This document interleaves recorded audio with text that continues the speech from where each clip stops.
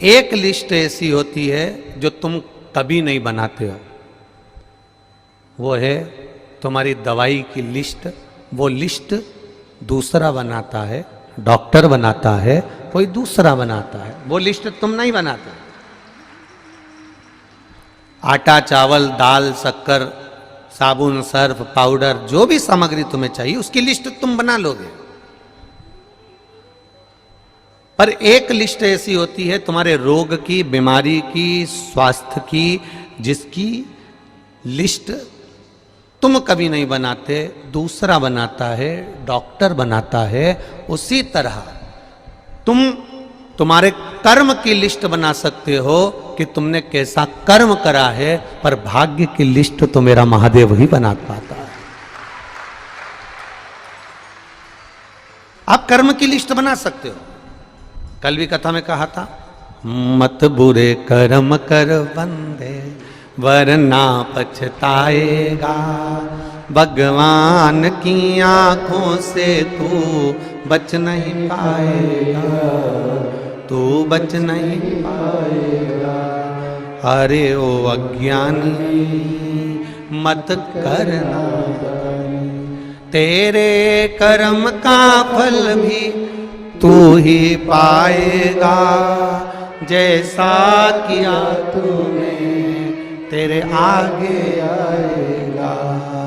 मत बुरे कर्म कर बंदे वरना पछताएगा, भगवान की आंखों से तू बच नहीं पाएगा, तू बच नहीं पाएगा।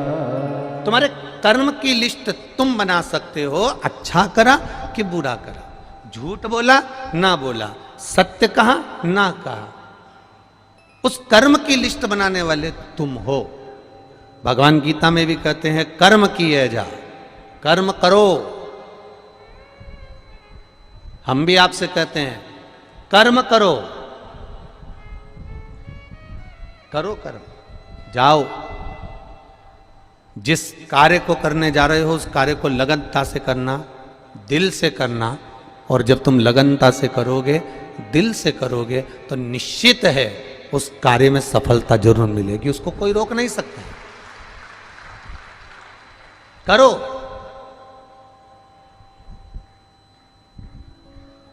पर बहुत अरमान रखकर नहीं, भीतर अरमान वो होना चाहिए कि मेरा बाबा, मेरा राम, मेरा कृष्ण, मेरा शिव जो देगा, मेरा बाबा जो मुझे प्रदान करेगा वो कम नहीं देगा, जो देगा वो बहुता में देगा, और उसकी कोई होड़ नहीं हो सकती। जब वो देता है, सारे देव देते हैं, पल्ला झाड़ कर देते हैं। क्या देते हैं? पल्ला झाड़।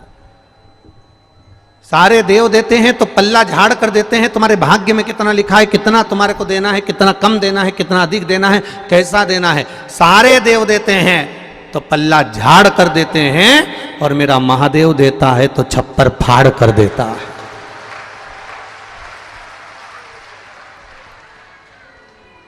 उसकी करुणा कम नहीं है, उसकी करुणा। बहुत जोरदार आवाज है जी जी, बहुत बढ़िया।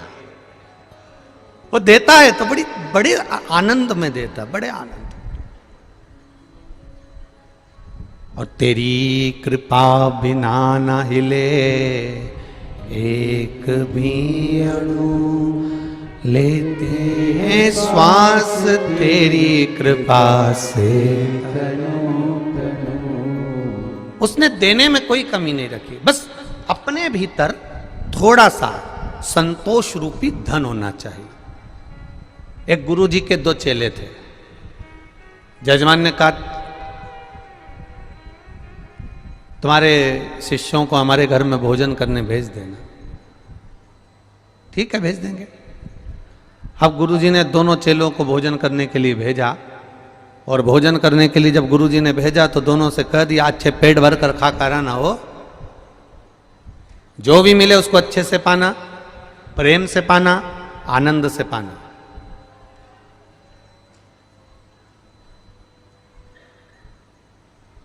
जो ज्यादा भाव खाता है वो बाद में ट्रेन में बैठ के बड़ा पाव खाता है। इसीलिए गुरुजी अपने चेले से कहते हैं कि थोड़ा सा सावधानी से जाना, जैसा मिले वैसा पाना, नखरे नहीं करना, अच्छे से रहना, प्रेम से रहना। शिष्य दोनों चल दिए। अब गुरुजी से शिष्यों ने पूछ लिया किसके यहाँ जाना है? अरे वो नगर में सेठ है ना, बहुत पैसे वाला, बहुत धनपति, बहुत करोड़पति, बस उसी के यहाँ भोजन करने जाना। अब दोनों शिष्य चले और दोनों शिष्यों ने जाकर सुंदर भोजन प्रसादी ग्रहण करी। चांदी की थाली में भोजन आया, श्रीखंड आया, रबड़ी आई, रसगुल्ला आया, पूड़ी आई, सब्जी आई। इन दोनों ने खूब खाई। खाने के बाद सेठ जी आए और उन्होंने दोनों का तिलक करा। तिलक कर कर दोनों को 2-2 रुपए दे दिए। कितने रुपए दिए? जम के बोलो जरा। 2-2 रुपए उनको दिए। अब 2-2 रुपए उनको दिए।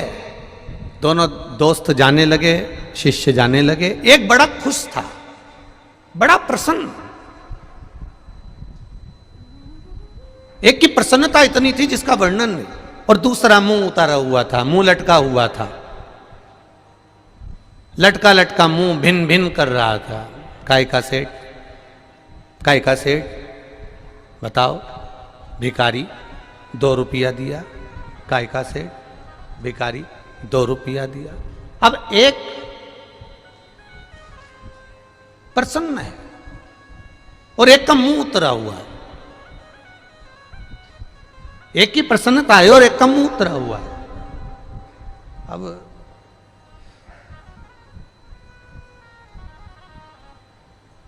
गुरुजी के पास गए तो गुरुजी ने देखा कि एक तो इतना खुश हो रहा है, इतना खुश हो रहा है, इतना खुश हो रहा है, और एक को देखो तो मुंह उतरा हुआ है। क्या बात है?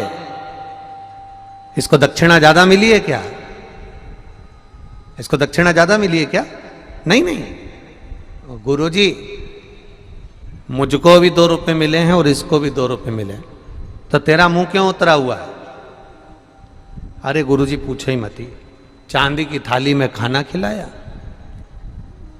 पूड़ी रबड़ी श्रीखंड सब दिया, पर दक्षिणा तो देखो कितनी दी? 2 रुपए। अब गुरुजी ने दूसरे से पूछा कि तू इतना खुश क्यों हो रहा है, तुझे दुख नहीं हो रहा? अरे गुरुजी, सेठ जी के घर गया,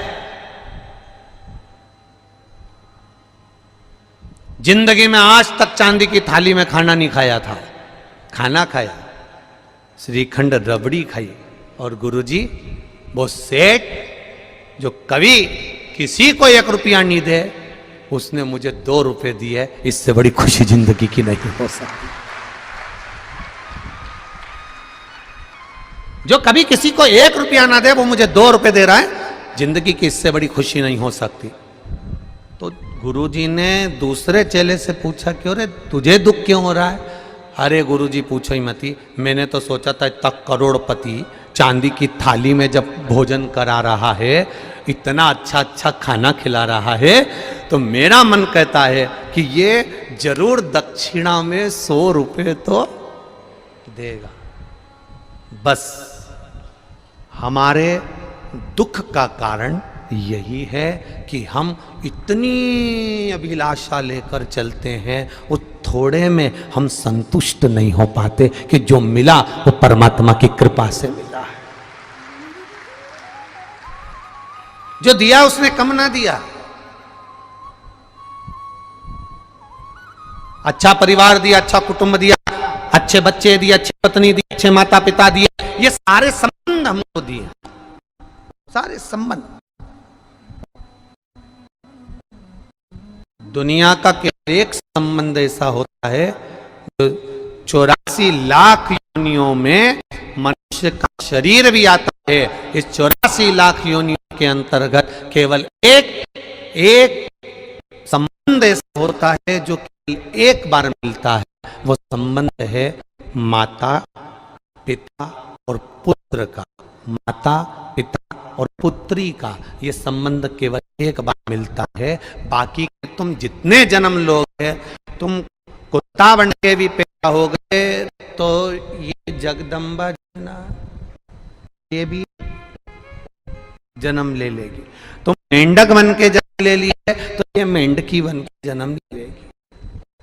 तुम चिड़िया बनकर जन्म ले लिए तो ये चिड़िया बन के जन्म ले लेगी।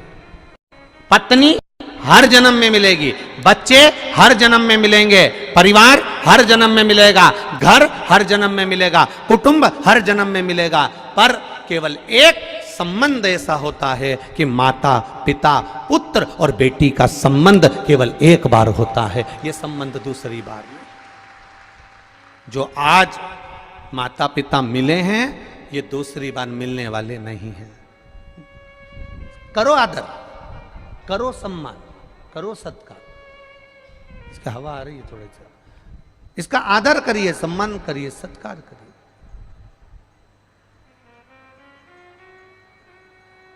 तुम लोग खड़े हो जाते हो ना, इसलिए आस्था वाले तुम्हें दिखाना बंद कर देते हैं।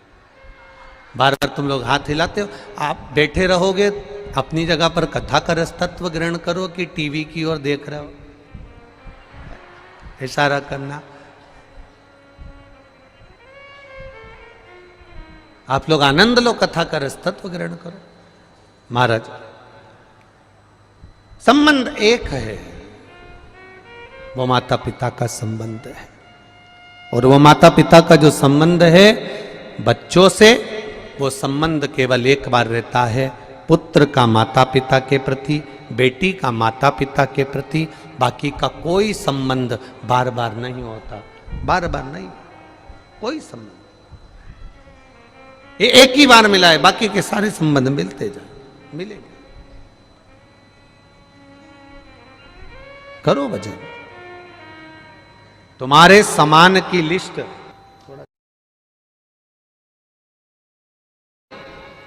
तुम बना सकते हो।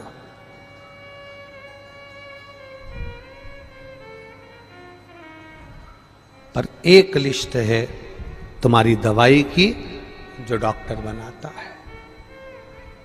कर्म की लिस्ट तुम बनाओ।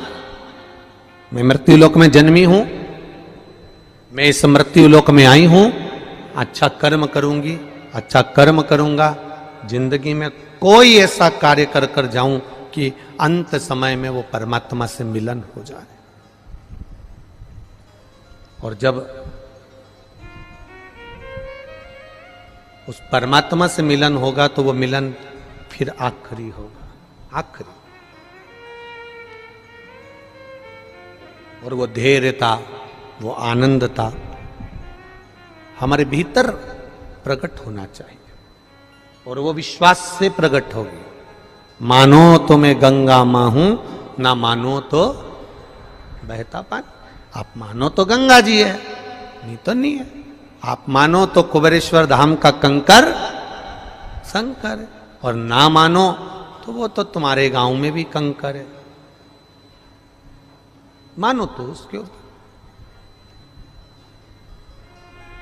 विश्वास लेकर अगर कुबेरेश्वर धाम आए हो, भरोसा लेकर अगर कुबेरेश्वर धाम आए हो, और बाबा के चरणों में बैठकर अगर कथा सुन रहे हो, श्री शिवाय नमस्तुभ्यम कह रहे हो, तो ये भी विश्वास मानकर जाना कि वो तुम्हारा बैग नहीं खोलने देगा, 3 महीने में वापस बुला ही लेगा। भरोसा रखिए, विश्वास, दृढ़ता।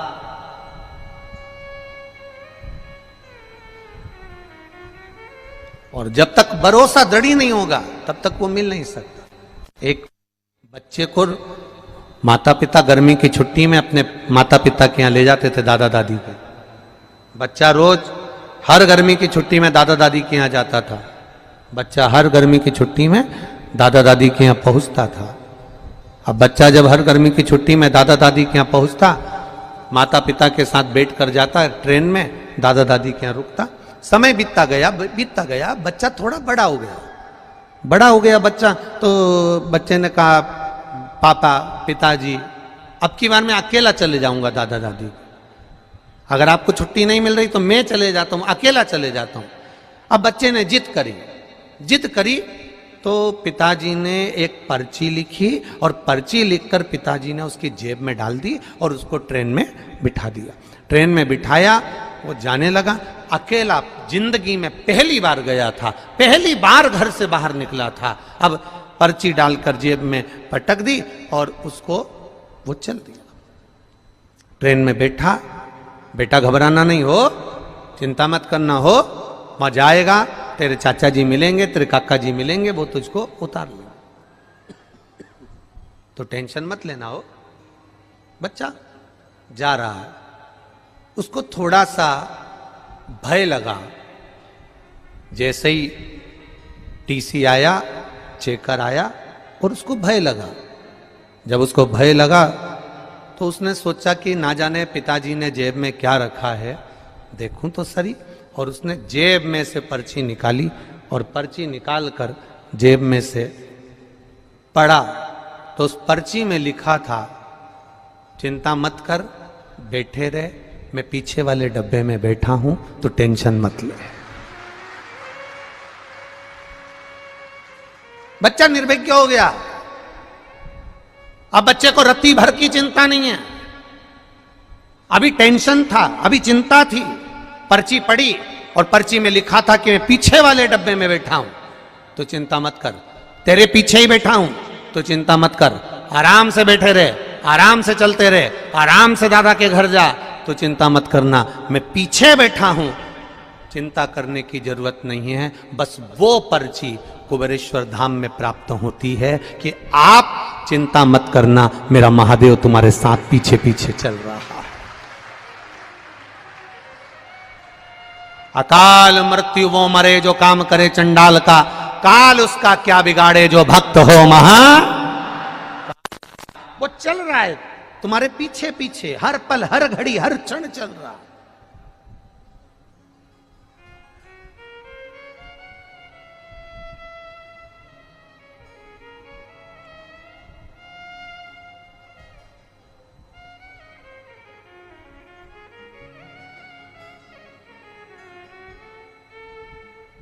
हर घड़ी चल रहा है, हर पल चल रहा है। आज एक दिल्ली की कोई बहन, कोई मिलिट्री में उनके पति हैं, उनके साथ आई हुई है, और वो जहां हम कक्ष में हैं उस कक्ष के आगे टिक कर बैठी थी और उसकी बात चल रही थी। तो वो बात में कह रही थी कि गुरुजी ने रुद्राक्ष वितरण, उसके पति ने कहा कि सबको सूचना दी कि रुद्राक्ष के लिए आना, और गुरुजी ने रुद्राक्ष वितरण नहीं किया, बंद कर दिया कारणवश। उसकी पत्नी के शब्द, उस मिलिट्री मैन की, उस धर्म पत्नी, कहीं पर बैठे होंगे वो दोनों, तो उस धर्म पत्नी के शब्द कितने सुंदर थे। शायद आपकी जिंदगी के लिए शब्द बहुत कीमती होगा। उसकी धर्म पत्नी ने एक ही शब्द कहा, आपको परेशानी हो रही है यहां बैठने में, आपको दिक्कत हो रही है यहां बैठने में? नहीं नहीं नहीं, क्या कहना चाहती है? अब रुद्राक्ष तो मिल ही नहीं रहा, भले ना मिले, मैं भोलेनाथ जी से ये कह कर जा रही हूं, मेरी जिंदगी में, मेरे बच्चों की जिंदगी में, मेरे पति की जिंदगी में कभी रुद्राक्ष की जरूरत ही नहीं पड़े, बस ऐसी कृपा करना, ऐसी करुणा करना। हम आए हैं, वो दोनों बात कर रहे हैं, वो और भी लोग उनके साथ बैठे हुए थे, उनसे उनकी चर्चा चल। हमने कहा क्या सुंदर शब्द है, एक माता का ये शब्द जीवन को सार्थक करने वाला है।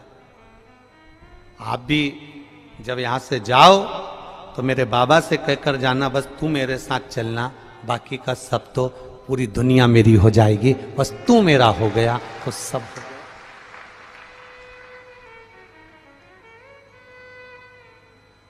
अगर तू मेरा है तो दुनिया सब मेरी है, और तू नहीं तो फिर कुछ नहीं, कुछ नहीं।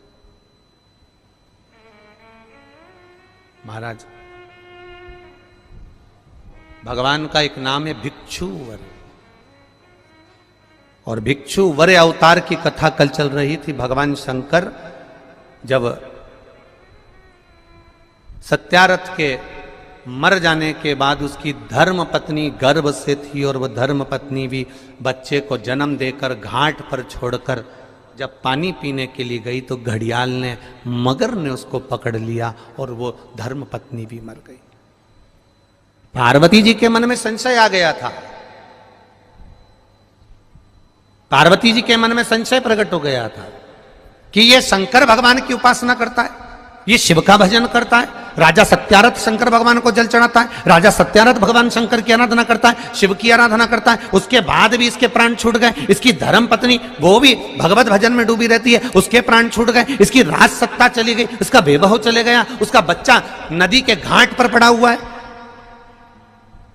शिव जी के सामने प्रश्न का अंबार था, भगवान शंकर के सामने ढेर प्रश्न थे।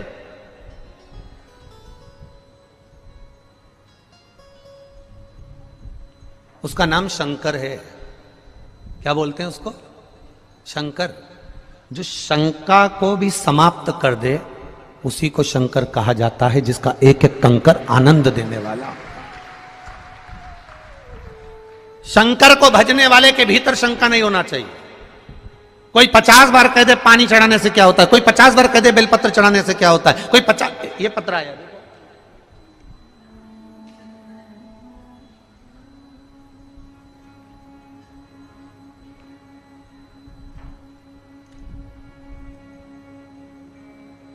मेरा नाम पुनीता उपाध्याय है, ग्राम कारो, जिला बलिया। फोन नंबर ये है, कहीं बैठी हो पुनीता उपाध्याय, ग्राम कारो, जिला बलिया। फोन नंबर ये, कहीं बैठी होंगी तो स्मरण करेंगे। मेरे भोले बाबा का क्या बखान करूं, जितना भी वर्णन करूं उतना कम है। आप भी हमारे साथ पत्र पढ़ा करो जो टीवी पर दिखाया जाता है। जितना वर्णन करूं उतना कम ही है। मैंने पशुपति व्रत किया था। जब 5वां व्रत पूरा होने पर रिजल्ट रेलवे का आने के लिए मैंने कहा था, क्योंकि पहले एग्जाम दे चुकी थे तो, परंतु उसमें पास नहीं हुए थे। अब की रेलवे का एग्जाम दिया तो मैंने पशुपति व्रत करा, बेलपत्र शहद का प्रयोग कर कर शिव जी को अर्पण करा और बाबा से विनती करी, बाबा ऐसी कृपा करना, ऐसी दया करना, ऐसी करुणा करना कि इनका रेलवे में हो जाए। और बाबा की कृपा से जैसी 5वां पशुपति व्रत पूर्ण हुआ और बाबा की कृपा से उनका रेलवे में सिलेक्शन हो गया। ये शिव तत्व है, ये घड़ी है। जो शंका रखकर शिव की आराधना करता है उसके भीतर शंका के कारण शिव प्रवेश ही नहीं कर पाता।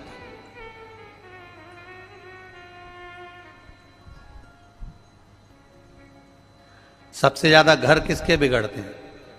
जो शंका में रहता है। किससे बात कर रहे थे? कौन है वो? एक बार मेरे सामने आ जाए ना तो उसके तो चिमटा छोड़ दूं।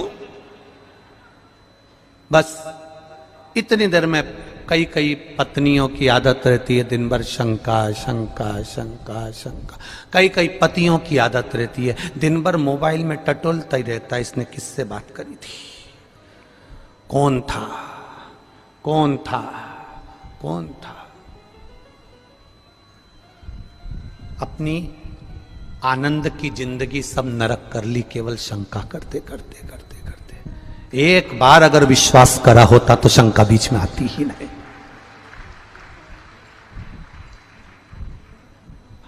हमारे सनातन धर्म के अंदर, हमारे सनातन धर्म के अंदर शंका का कोई काम नहीं होता। हमारे सनातन धर्म के अंतर्गत केवल विश्वास करा जाता है कि पत्थर की मूर्ति में भी राम होता है।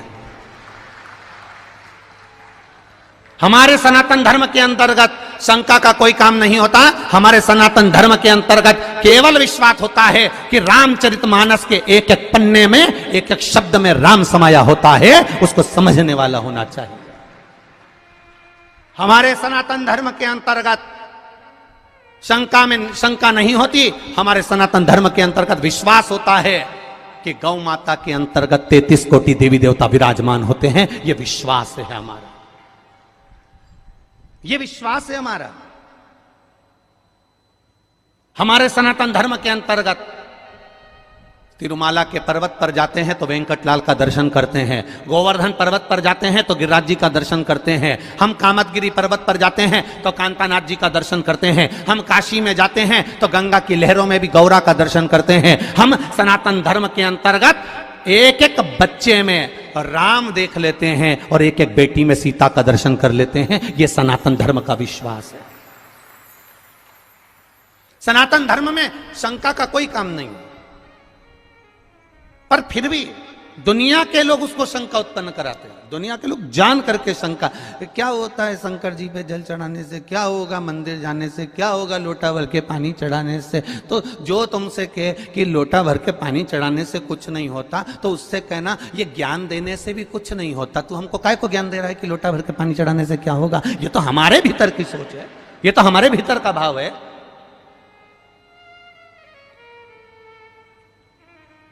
शिव का जो भक्त होता है वो विश्वास पर जीता है, भरोसे पर, दृढ़ता पर जीता है। दुनिया कुछ भी कहे, वो अपनी भरोसा, अपनी दृढ़ता शंकर के चरणों में रखता है, शिव के चरण।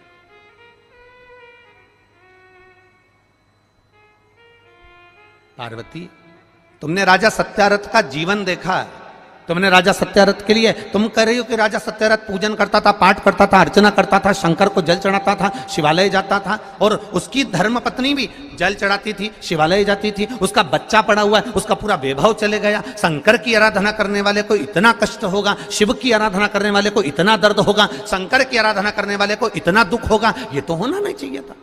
ये दुख कैसे आया?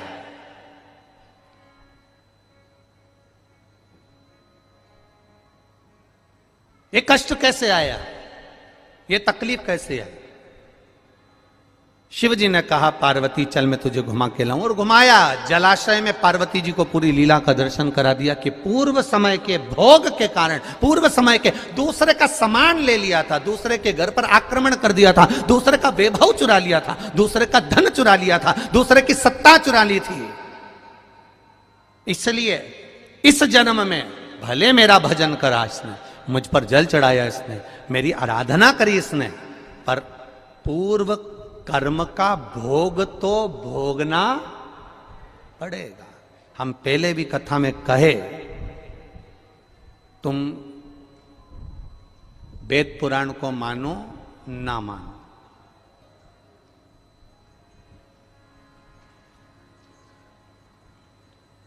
तुम धर्म शास्त्र को मानो ना मानो,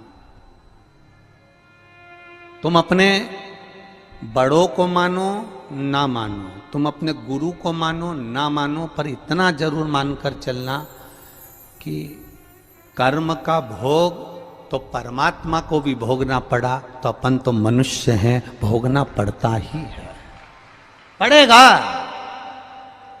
कोई तुमसे कह दे मेरे पास आकर बैठ जा, मैं दुख नहीं आने दूंगा, कोई तुमसे आकर कह दे कि मेरे पास आकर बैठ जा, मैं ऐसा काम कर दूंगा कि तुम्हारे जीवन में दुख नहीं आएगा, तकलीफ नहीं आएगी, कष्ट नहीं आएगा, तो समझ लेना कि ये बेवकूफ बना रहा। दुख आएगा, कष्ट आएगा, रोग आएगा, बीमारी आएगी, तकलीफ आएगी, क्योंकि पूर्व के कष्ट का, पूर्व के कर्मों का भोग हमको भोगना है। पूर्व के कर्मों का भोग हमको भोगना, वो कौन भोगेगा? तुम्हारी कमाई के हिस्सेदार होते हैं तुम्हारी पत्नी, तुम्हारे घर के माता पिता, तुम्हारे भाई बंधु और तुम्हारे बच्चे तुम्हारी कमाई के हिस्सेदार होंगे। पर एक बात अपनी जिंदगी में उतार कर रखना, तुम्हारे कर्म के हिस्सेदार नहीं होंगे कि तूने कमाया कैसा था। तुम्हारी कमाई के हिस्सेदार तुम्हारी पत्नी भी होगी, तुम्हारे बच्चे भी होंगे, बेटा भी होगा, बेटी भी होगी, माता भी होगी, पिता भी होंगे, भाई भी होंगे, बंधु भी होंगे, बहनें भी होंगी, उनके सारे रिश्तेदार होंगे, तुम्हारी कमाई के हिस्सेदार होंगे, पर तुम्हारे कर्म के हिस्सेदार नहीं हो सकते। कर्म का भोग तो तुझे अकेले ही भोगना है। तब वो परमात्मा भी कहेगा कि तेरा क्या होगा रे कालिया, फिर वो भी कहेगा कि होगा क्या,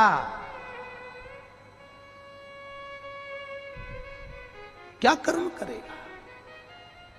कोई दूसरा नहीं भोगेगा, हमें भोगना है, हमें।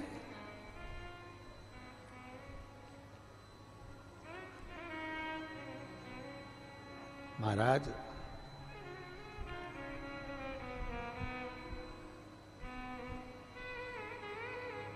कर्म का भोग तो भोगना, कोई दूसरा नहीं भोगने वाला। पार्वती सत्यरथ को कर्म का भोग भोगना था, पूर्व में इसका वैभव इसने दूसरे का चुराया था, इसलिए आज इसका वैभव चले गया। पूर्व में इसने जो कर्म किया था उसके कारण इसका ये कर्म चले गया। तो फिर आपको लोटा भर के जल चढ़ाने का फायदा क्या हुआ है? अब सुनना, पूरे भारत के लोग और पूरे देश विदेश में बैठे हुए जितने भक्त इस आस्था चैनल के माध्यम से कथा सुन रहे हैं, अब सुनिए। ये कथा में भिक्षुवर अवतार भगवान शंकर का हुआ है 14वें नंबर का। उस कथा को ध्यान से सुनना। 19 अवतार में से एक अवतार है और यह हम सब के लिए है आज शिवरात्रि के दिन, कि दुनिया के लोग कहेंगे, दुनिया के लोग कहेंगे फिर वो सत्यारथ मरा क्यों, फिर वो उसकी पत्नी को घड़ियाल क्यों खा गया, फिर उसका वैभव क्यों चले गया।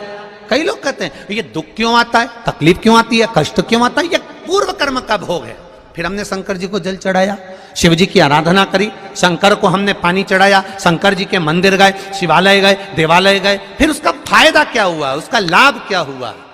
तो फिर शंकर भगवान ने पार्वती जी से कहा अब उसका जल चढ़ाने का लाभ तुम देखो पार्वती, तुम देखिए। देवराज नाम का चोर ब्राह्मण था, ब्राह्मण कुल में जन्मा था, पर चोरी कर कर धन लाया। चोरी कर, व्यक्ति चोरी कब करता है? चोरी कब करता है? जब उसको बहुत सारे धन की जरूरत पड़ती है। जब तक वो चोरी नहीं करेगा।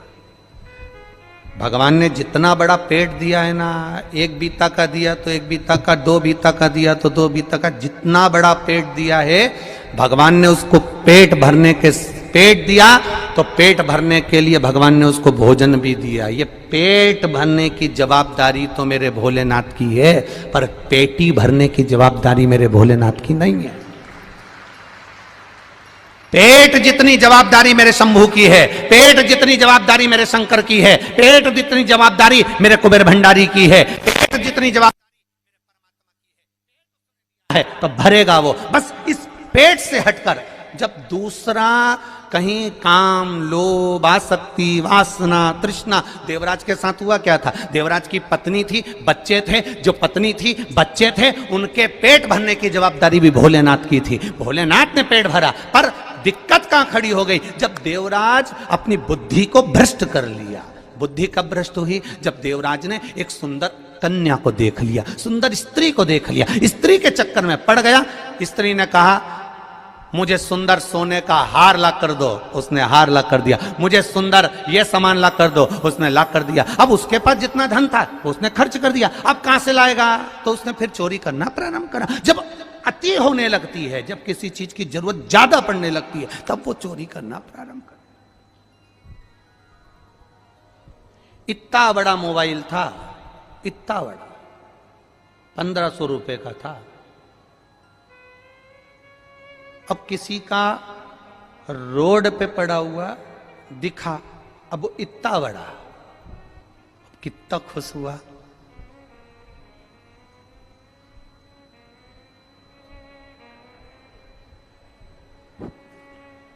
उठा लिया, आसक्ति बढ़ गई, लोभ बढ़ गया, ले गया, चले गया, बढ़ गया लोभ, ले गया वो। अब क्या कभी मोबाइल बेकार नहीं होगा? अरे बोलो तो जम के जरा जीजियो, नहीं होता क्या? कभी नहीं होता क्या? होता है। मालूम पड़े लेकर गया था, जेब में से गिर गया, स्क्रीन टूट गई, बेकार हो गया, कितने दिन चलेगा? पर यदि वही मोबाइल जो मिला था और एक बार अनाउंस करवा देता कि साहब ये मोबाइल मिला है, जिसका भी हो, ये कलर है उसका, ये मोबाइल है उसका, नंबर बताकर वो मोबाइल लेकर चले जाए। अगर वो मोबाइल उस व्यक्ति तक वापस पहुंच जाता तो उसके हृदय से, दिल से जो आशीर्वाद निकलता। वो एक मोबाइल ये तो साधारण सा था, वो कटे हुए सेव फल का आ जाता, एप्पल का आ जाता, अगर केवल समर्पण का भाव जागृत हो जाता तो। समर्पण का भाव।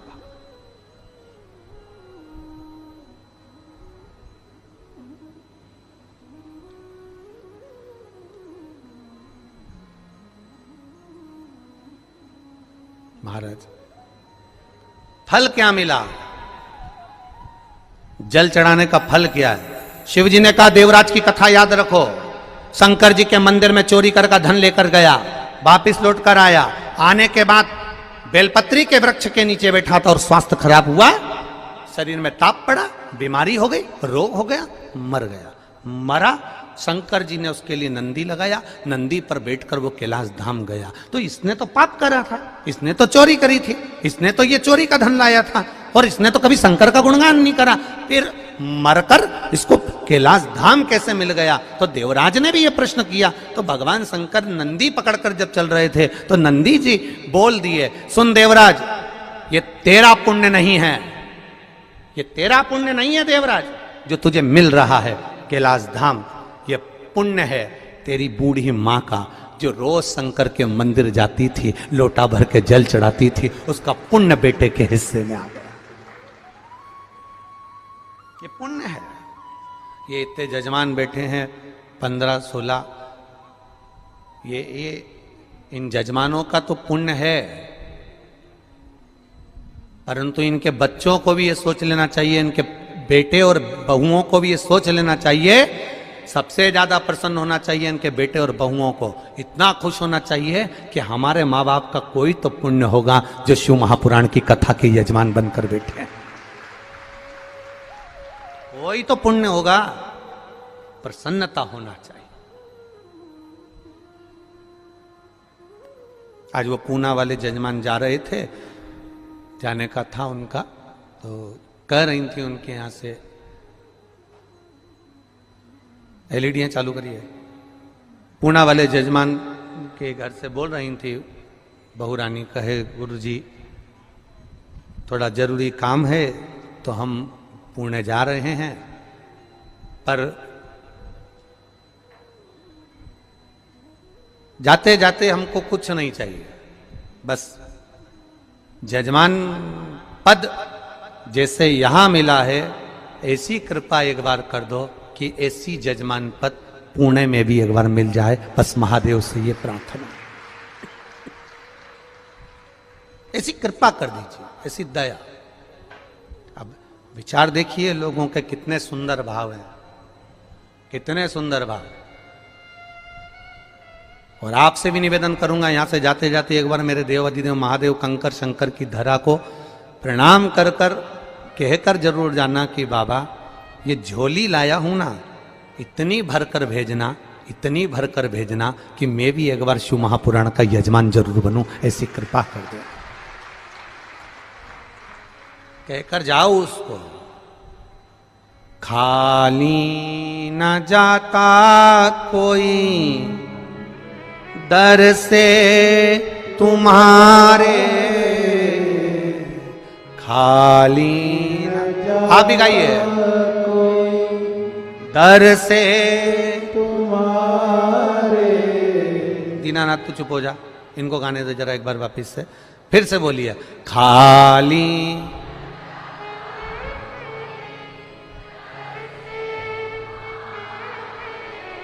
मैं भी खड़ी हूं नन्ही बाहें पसारे, मैं भी खड़ा हूं,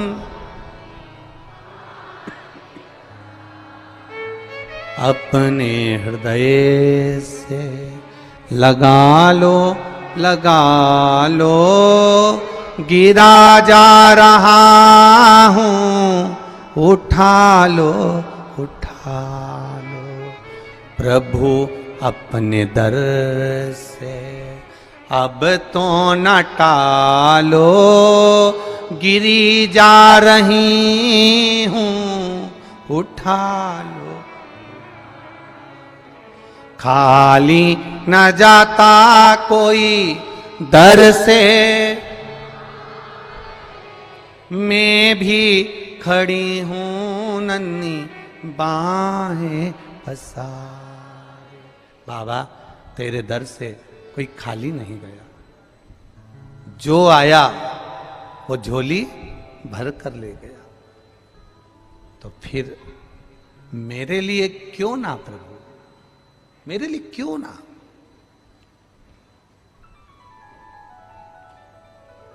बस उससे निवेदन दिल से करना कि बोल बम का नारा है बाबा है, उसके सहारे जीना चालू कर दो। शंका में नहीं जीना है, हमें विश्वास में जीना है। विश्वास कैसा? तुम्हारे घर में जो शिव है, तुम्हारे घर में जो कंकर है, तुम मंदिर जाओ तो मूर्ति में भी तुम्हें राम और कृष्ण और शिव नजर आना चाहिए। तो समझ लो कि तुम्हारी दृष्टि विश्वास पर जागृत हो गई, विश्वास पर जागृत हो गई।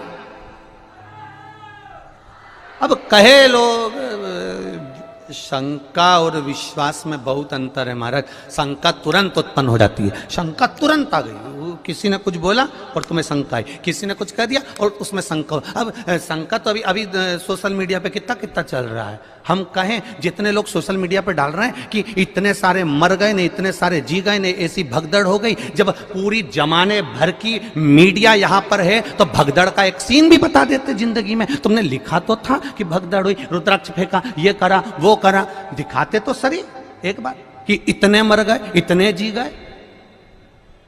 कभी विचार, यहां आप भी बैठे हो, थे कि नहीं थे 15 तारीख को?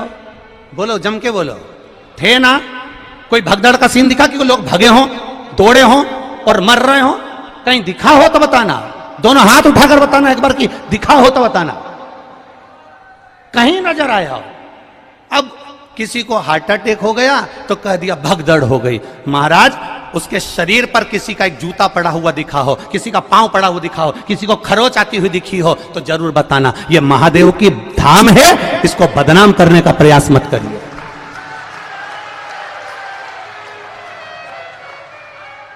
और यह बात हमने पावागढ़ की कथा में भी कही थी, आप उठाकर देखना। पावागढ़ संतों की कथा चल रही थी, उसमें कह दिया था अभी, और जिसने भी कहा था हमने उस समय पर भी कह दिया था, अभी धीरेन्द्र का नंबर लगा है और कहने वाले ने कह दिया था कि प्रदीप मिश्रा तैयार रहना, अगला नंबर तेरा है। तो ये तो सनातन धर्म के द्रोही हैं, द्रोही। इसीलिए जीजियो, रुद्राक्ष इसलिए नहीं बांट रहा हूं, थोड़ा शांति रखो। और ये बात हमने सीहोर के भी बजरंग दल के वो जगदीश कुशवाहा जी को भी हमने कही थी नदी चौराहे पर गाड़ी रोककर कि मेरा मन कर रहा है अब की बार जगदीश भैया कि अंदर जो भी कथा सुनने के लिए आए उसको गौशाला का गौमूत्र का छींटा दिया जाए, जिससे मालूम तो पड़ जाए कि मेरा सनातनी आया है, मेरा सनातनी आया है, मुझे मालूम पड़ना चाहिए। पर उन्होंने कहा गुरुजी इतने सारे लोगों पर अपन गौमूत्र छीटेंगे, किसी को बुरा हमने कहा सनातनी होगा तो काय का बुरा लगेगा, क्यों बुरा लगेगा?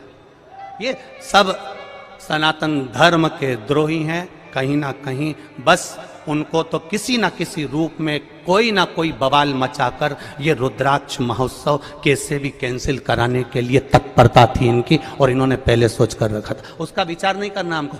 कथा सुनो, कथा का स्मरण करो और बाबा पर विश्वास रखो। मेरा भरोसा, मेरा विश्वास कहता है मेरे बाबा के दरवाजे से खाली नहीं जाओगे। 3 महीने में वो बुलाएगा और तुम फिर लेकर जाओगे। क्यों रुद्राक्ष रोका उसने?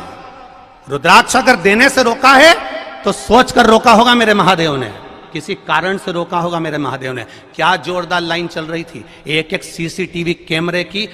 पूरे ग्राउंड के अंदर 162 कैमरे लगे हुए हैं। कैमरे वहां भी लगे थे जहां पर रुद्राक्ष बट रहा था। 162 कैमरे पूरे चल रहे हैं और 162 कैमरे का सेटअप पूरे के पूरे हमारे ऑफिसों में लगा हुआ है। एक जगह पर कोई बता दे कि भगदड़ मची हो और कहीं किसी ने रुद्राक्ष फेंका हो। ये तो केवल कहीं ना कहीं किसी ना किसी रूप में बस कैसे भी रुद्राक्ष वितरण को बंद कराना था, और वो बाबा ने ही कराया होगा, हम तो ये मानते हैं। इसलिए कराया होगा कि तुम सबकी झोलियां जब वो भरेगा तो तुम 3 महीने में वापिस आओगे तो तब लेकर जाओगे, इसलिए भरा। और आज भी कमी नहीं रखी। आज भी मैं धन्यवाद दूंगा प्रशासन के इन पुलिसकर्मी भाइयों को जो लगे हुए हैं। इन पुलिसकर्मी भाइयों को मैं धन्यवाद दूंगा, कलेक्टर, एसपी और डीएसपी सबको, कि एसडीएम सर को। इनके पुलिसकर्मियों ने आज भी कम से कम 5 लड़कों को और 5 लेडीजों को पकड़ा जो केवल इधर उधर बैठ के भड़का रही थी कि चिल्लाओ जम के। उनके साथ एक कैमरे वाला भी चल रहा था कि चिल्लाओ मिश्रा जी मुर्दाबाद, और ये चिल्लाओ और वो चिल्लाओ और पत्थर मारो, कांच छोड़ो। आज भी 5 लेडीजों और 5 जेंट पकड़ के पुलिस वाले लेकर आए कि ये सब दूर बैठ के भड़का रही है। मैं धन्यवाद दूंगा इसी प्रशासन को जिसने इतनी मुस्तैदी रखी है उसके लिए। और समझने वाले नहीं समझ पा रहे कि कितना विरोध करने वाले लगे होंगे, कितनी चाल चल रहे होंगे, जरा विचार करिएगा एक बार।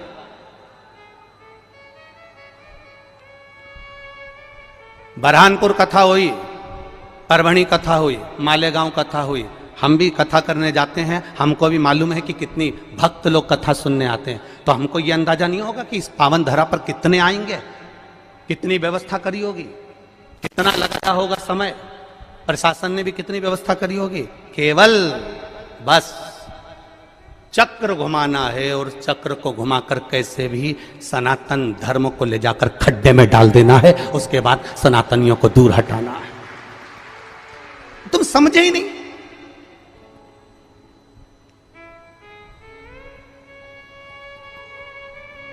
समझे? कहे आग लगे बस्ती में। और आपसे भी निवेदन करूंगा, कोई भड़काए, कोई कहे 200 रुपए का रुद्राक्ष मिलेगा, 500 रुपए का मिलेगा, 50 रुपए का। सीहोर के कुबेरेश्वर धाम का रुद्राक्ष पैसे से नहीं दिया जाता, निःशुल्क है। मेरे शंकर भगवान के नैन अश्रु से मिला है तुम्हारे लिए जिंदगी भर।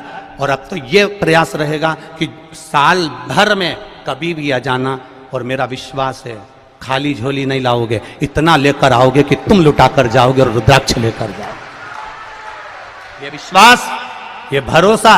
और जहां जहां कथा करी, एक एक यजमान की यहां पूछ कर आना कि उन्होंने कथा करवाने के बाद 2 महीने के अंदर फोन लगाया कि नहीं लगाया कि हमको अगली कथा की तारीख दे दो। अभी ये पूना वाली जीजी बोल के जा रही, अभी सुल्तानिया जी बोल के जा रहा है, बेंगलोर वाले भैया बोल कर जा रहे हैं कि हम जजमान बने, पर अब एक मौका दो कि हम एक बार फिर जजमान बने। भगवान इतना पूर्ण देता है कि यजमान पद फिर खड़ा हो जाता है। खाली नहीं जाओगे, फिर निवेदन कर रहा हूं, एक खाली नहीं जाएगा। खाली न जाता कोई दर से तुम्हारे, मैं भी खड़ा हूं नन्ही बाहें, अपने हृदय से लगा लो, लगा लो, गिरा जा रहा हूं, उठा लो, उठा। ये शिव तत्व है, ये शंकर का तत्व है, इसको पहचानो। मत्स्य तत्व क्यों चला गया, उसकी पत्नी क्यों चली गई? शंकर भगवान ने कहा यह कर्म का भोग था, कर्म का भोग, कर्म का भोग था। महाराज फिर लोटा भर जल चढ़ाने का फल क्या मिला इस सत्यरथ को? अब शिव जी ने कहा सुन पार्वती, लोटा भर के जल चढ़ाने का फल क्या मिला?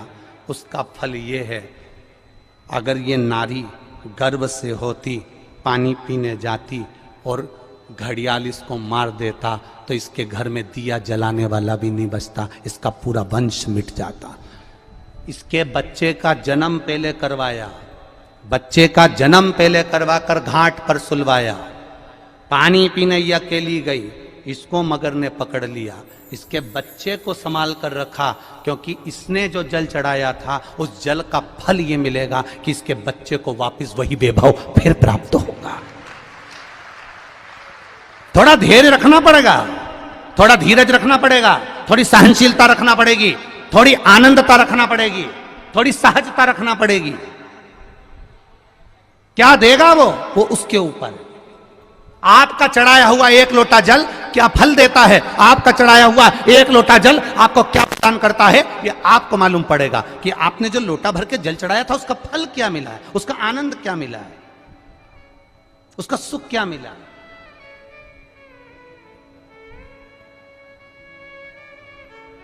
और कई लोग कहते हैं गुरुजी इतने सारे लोग खो रहे हैं, इतने सारे लोग खो रहे हैं। हम उनसे निवेदन करेंगे, ये कुबेरेश्वर धाम पंडित प्रदीप मिश्रा का नहीं है, ये कुबेरेश्वर धाम आप सबका है।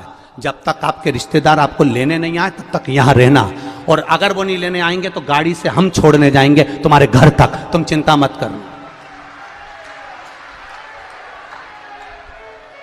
गाड़ी से हम छोड़ने चलेंगे तुम्हारे घर तक, चिंता करने की जरूरत नहीं है। तुम अपने बाप के घर में आए हो, पिता के घर में आए हो, कुबेरेश्वर धाम में आए हो, तुम क्यों चिंता करते हो।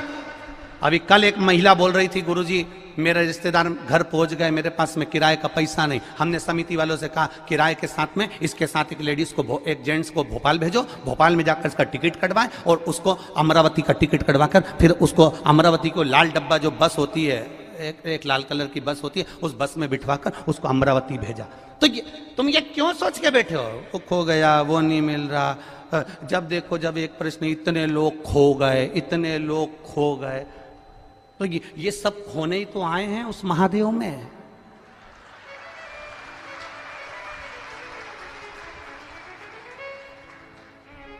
जैसे परिवार वाले खोए हुए को ढूंढते हैं, वैसे ही कुबेरेश्वर धाम आने वाले को मेरा महादेव टार्च लेके ढूंढता है। कहां है वो जो आया था सिद्धपुर नगर में सीहोर की धरा पर, मां सीवन के तट पर, जिस सीवन के तट पर 108 शिवालय बसते हो, जिस सीवन के तट पर भगवान चिंतामन गणेश विराजमान होते हो, जिस सीवन के तट पर खेड़ापति सरकार विराजमान होते हो, जिस सीवन के तट पर हनुमान फाटक पर हनुमान विराजमान होता हो, जिस सीवन के तट पर मेरा राम हीरे की आंख लगाकर बैठता हो, ऐसी पावन धरा पर तुम आए हो। कोई साधारण भूमि ऐसी और खोने आए हम तो, यहां हम तो खो गए। हम तेरी दुनिया में आकर खो गए, बस और क्या बचा। ये उसकी भक्ति है, ये शिव तत्व है महाराज शंकर का। और जब उस आनंद को हम जिए हैं महाराज, और उस मस्ती का आनंद, उस सुख का आनंद आप रूप बढ़ जाता है।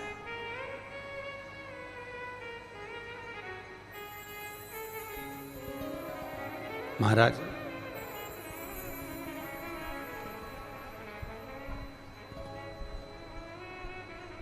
कब से खड़ी हूं झोली पसार, क्यों न सुनो तुम मेरी पुकार। कब से खड़ी हूं झोली पसार, क्यों न सुनो तुम मेरी।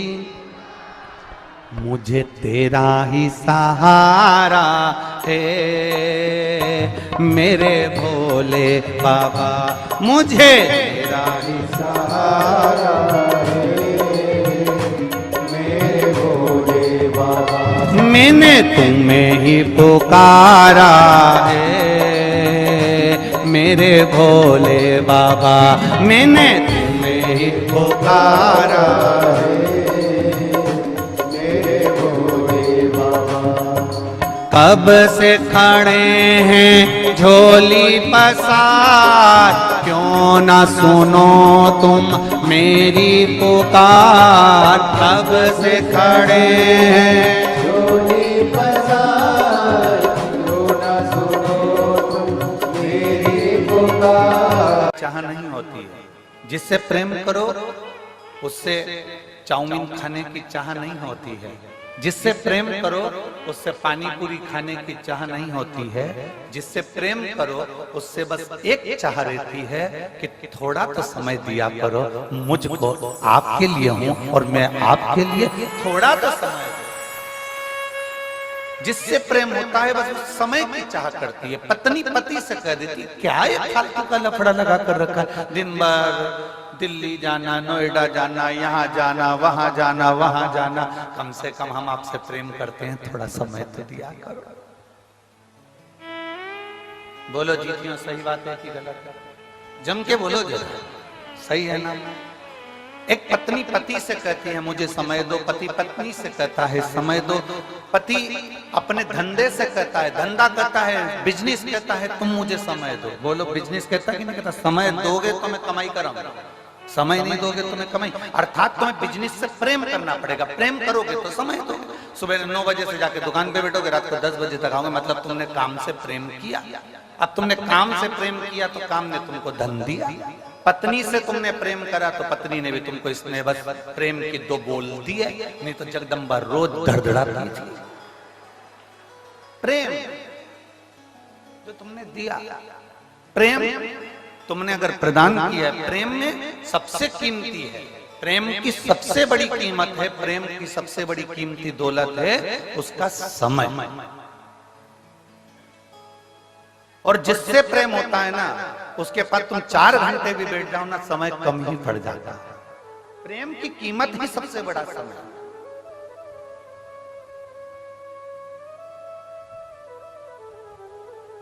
अब गुरु को क्या चाहिए? चांदी के खड़ा ला कर दो, गुरु कभी कहता है? जम के बोलो जरा। गुरु कभी कहेगा कि मुझे गाड़ी ला कर दो, गुरु कभी कहेगा कि मुझे बंगला बना कर दो, गुरु कभी कहेगा कि तुम मुझे ये ला कर दो। गुरु केवल एक बात कहता है कि मैं हूं, तब तक थोड़ा समय दे दिया कर। समय देगा तो एक दिन वो समय तुझे भी कुछ ना कुछ जरूर देकर जाएगा ही। गुरु को क्या चाहिए? समय। पत्नी को क्या चाहिए? समय। पति को क्या चाहिए? समय। व्यापारी को क्या चाहिए? समय। क्योंकि जिससे हम प्रेम करें उससे हमें समय की अनुकूलता, समय प्रबलता में चाहिए। अब यहां तक तो बात समझ में आ गई कि आपको समय की कीमत समझ में आना चाहिए, पर आगे तुम्हारे स्मरण में आना चाहिए कि वही समय जो तुम एक पत्नी पति से समय मांगती है, पति पत्नी से समय मांगता है, डॉक्टर भी मरीज के लिए, मरीज के घर वालों से समय मांगता है। थोड़ा मुझे देना पड़ेगा 4-6 दिन, तो मैं प्रयास पूरा करूंगा इसको ठीक करने। समय दोगे तो ना। अब आखिरी में डॉक्टर जब पूरा काम कर लेता है तब डॉक्टर भी कहता है अब मेरे पास की घड़ी ठीक नहीं चल रही है, अब उससे समय मांगो, अब वो समय देगा। वो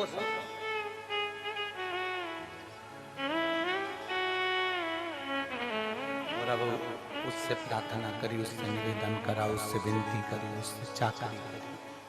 तो जब हम उससे प्रार्थना करें, उससे विनती करें, तो उसने भी अपने खाते खोल कर देखा, डायरी निकाली भोलेनाथ जी ने, और डायरी निकाल कर देखा, जरा देखो तो राम बाबू को देखो, राम बाबू को इसने शंकर जी को कितना समय दिया था देखो जरा। तो इन्होंने कहा साहब वो सिरसा में कथा चल रही थी तारा बाबा की कुटिया में, तो ये 2 घंटे पहले तो कथा में आ गया था और 3 घंटे की कथा सुनी, और 3 घंटे की कथा में भी 2-4 आधा घंटा तो इसने यूं ही निकाल दिया घूमने फिरने में। तो इसका आधा घंटा तो काट दो और बाकी का जितना समय बचा है, एक काम करो, इसने शिव की कथा में समय दिया, गुरु की सेवा में समय दिया, परमात्मा की सेवा में समय दिया, शिव पुराण में समय दिया, इसलिए इसकी अंत घड़ी में भी इसका समय बढ़ा दिया जाए, इसको लेकर समय दिया। फिर वो कल वाली बात आ गई, अंत समय प्रभु आना पड़ेगा, वचन दिया तो निभाना पड़ेगा। आए ना आए प्रभु कुटुंब कबीला, अंत समय प्रभु आना पड़ेगा, वचन दिया तो निभाना अंत समय प्रभु न पड़ेगा। तुमने समय दिया तो सामने वाले ने समय।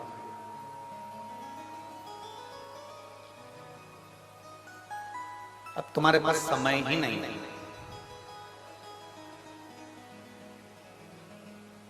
कल हमें गोविंद जी सुना रहे थे,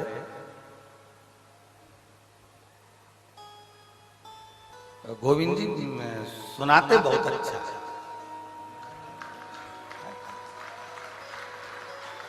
देखना गोविंद जी, हम कथाकारों पर भी कृपा करना। सुनाते बड़ा अच्छा। तो कह रहे थे गुरु जी से एक बात सुनाऊं मैं आपको। मैंने कहा सुना। बहुत अब जो सुनाता है उसको सुनाने वाले मिल जाए तो और अच्छा ना।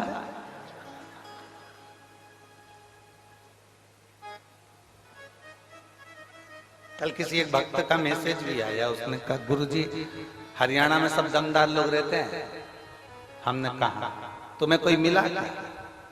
हमने कहा एक ही भारी। किससे मिले जाते हैं? मिले भी तो मिले कैसे? अब कहने गुरु जी, एक बार बाबा जी के पास हम बैठे हुए थे और वो बोले गोपाल जी को कि गोपाल नहीं आया। तो कहा बाबा जी निकले हैं, अब आएंगे तो वो गाड़ी से चले हैं नोएडा आदि से, तो वो धीरे धीरे धीरे धीरे पहुंचेंगे। अब लंबा सफर 300 किलोमीटर का। तो गोविंद जी कह रहे थे बाबा जी बोले उसको बोलो ना कि हेलीकॉप्टर उतार लाए।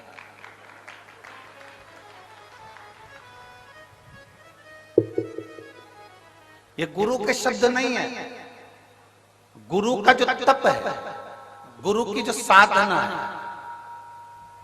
गुरु ने जिसको भजा है वो महादेव के शब्द गुरु की वाणी से निकलता है। वो महादेव का शब्द गुरु की वाणी से निकलता है। हमने पहले भी आपको कथा में कहा, सियोर वाला महाराज कभी शिव पुराण की कथा नहीं बांट सकता और हमारी सामर्थ्यता भी नहीं।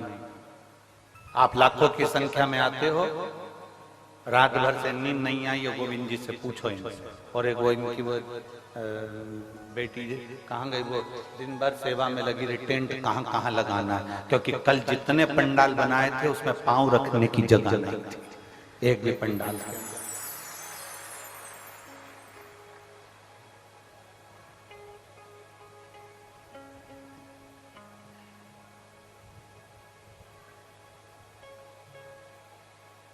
अब 2024 की कथा है, 24 कैरेट सोने की कथा है, सहज नहीं है।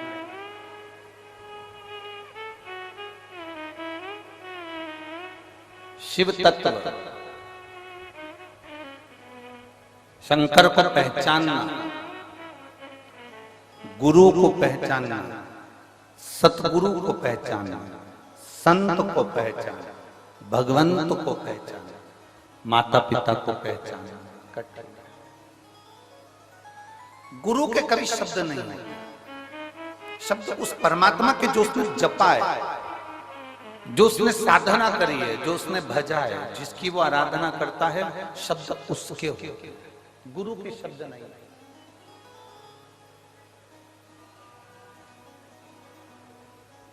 गुरु कोई वाणी नहीं बोलता, गुरु के शब्दों में परमात्मा के शब्द जुड़े हुए।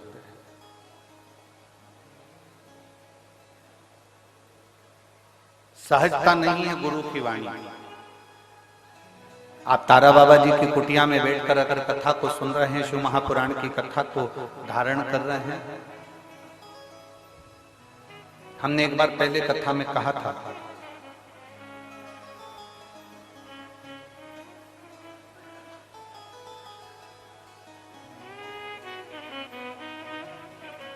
गाय जंगल में चरती है, परंतु कभी गाय कहीं फंसती नहीं है। बकरी जंगल में चरती है, बकरी कहीं पर फंसती नहीं है। कारण गाय को चराने वाला पीछे चल रहा होता है, उसके हाथ में डंडा होता है, और वो किसान वो गाय चरा रहा होता है, ग्वाला गाय चरा रहा होता है। गाय को मालूम है मेरा कोई मालिक है। गाय को मालूम है मेरा कोई सेठ है, गाय को मालूम है मेरा मालिक है। अगर मैं कहीं फंस भी गई तो मेरा मालिक मुझको, जम के बोलो जरा, निकाल। बकरी को मालूम है कि मेरा मालिक पीछे चल रहा है, अगर मैं कहीं फंस गई तो मुझे मेरा मालिक निकाल देगा।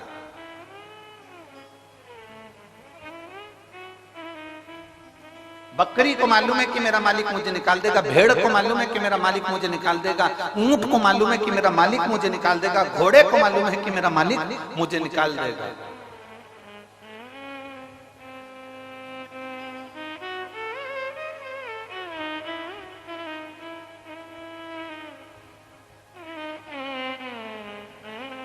चिड़िया को भी मालूम है कि मुझे कोई ना कोई बाहर निकाल देगा, क्योंकि उसको एक अंदाजा है कि मेरा मालिक मेरे पीछे चल रहा है। गाय चराने वाला, बकरी चराने वाला, भेड़ चराने वाला, ऊंट चराने वाला पीछे चल रहा है। उसको मालूम है ये मैं अगर फंस गया कीचड़ में, अगर मैं कहीं फंस गया, उलझ गया, तो मुझे कोई ना कोई निकालेगा, मुझे कोई ना कोई निकालेगा, ये पक्का। मेरा मालिक मुझे निकालेगा, ये पक्का। जब गाय ये विचार कर कर चलती है कि मैं फंसूंगी तो मेरा मालिक मुझे निकाल देगा, बस वही अंदाजा, वही सोच, वही वृत्ति, वही मन तुम्हारा होना चाहिए। तुम जब जब उलझो तब तक तुम दूसरों को मत पुकारना, तुम्हें ये अंदाजा होना चाहिए कि मेरा मालिक मेरे साथ चल रहा है, वो मुझे निकाला। मेरा गुरु मेरे साथ है, मेरा शिव मेरे साथ है, मेरा शंकर मेरे साथ है, मेरा ओघड़ी मेरे साथ है, मेरा शंभू मेरे साथ। और जब शिव हमारे साथ में है, हमारा शंभू जब हमारे साथ में है, तो फिर क्या सोच, क्या विचार।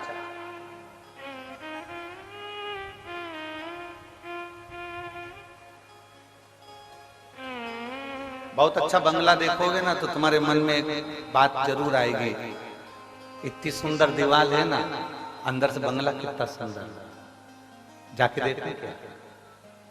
खूब सुंदर होटल देखोगे ना तो तुम्हारे मन में बात जरूर आएगी कि कितनी सुंदर होटल है, एक बार अंदर जाके देखो क्या। बोलो बोलो, सही है कि गलत? तुम्हारे मार्केट में कोई चाउमीन की दुकान खोल गई, पानी पतासे की दुकान खोल गई, मिठाई की दुकान खोल गई, मोबाइल की दुकान खोल गई, कोई कपड़े की दुकान खोल गई, बहुत सुंदर दुकान खोली, खूब अच्छा मॉल खुला, तुम्हारे मन में जरूर आएगा कि जरा एक बार मैं भी जाकर तो देखो। बोलो बोलो, जम के बोलो जरा, सही है? जाकर तो देखो, देखो तो सही।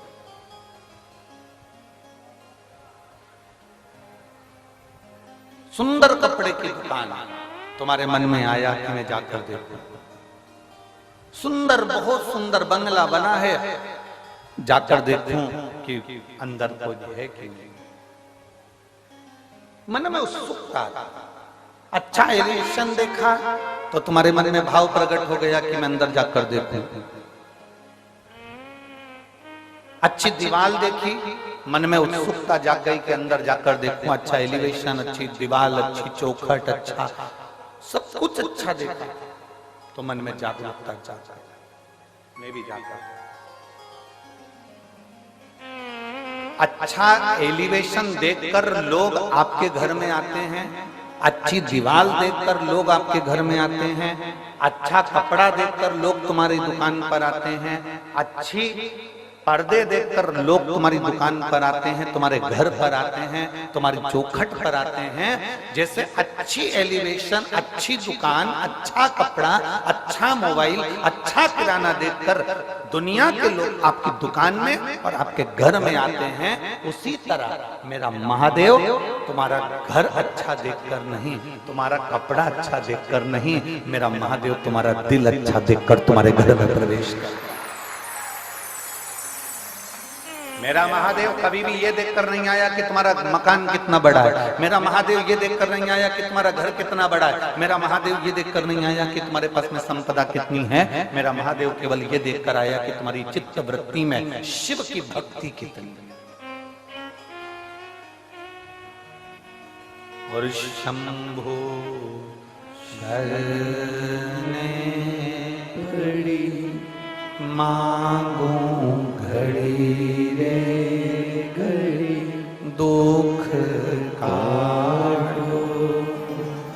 दया करीन दर्शन आपको, शंभो शरणे पड़ी मांगू घड़ी रे घड़ी, दुख काटो दया करीन दर्शन।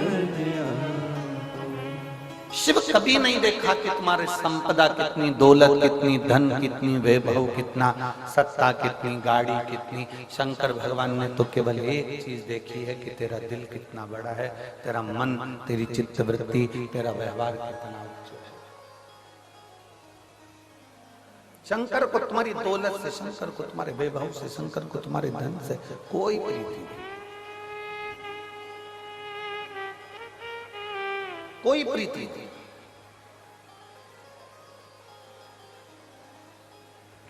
कल गोविंद जी बता रहे थे कि गुरुजी हम तारा बाबा जी से कहते थे कि आपकी झोपड़ी छोटी सी है, इसको बड़ा कर दें। तो बाबा जी कहते थे मुझे क्या करना बड़े महल में रहकर, मेरी झोपड़ी ही अच्छी है। बाबा जी हम कुछ अच्छा बना दें आप, मुझे क्या करना, मुझे तो सब कुछ नहीं बनवाना, मेरा जैसा है वैसा।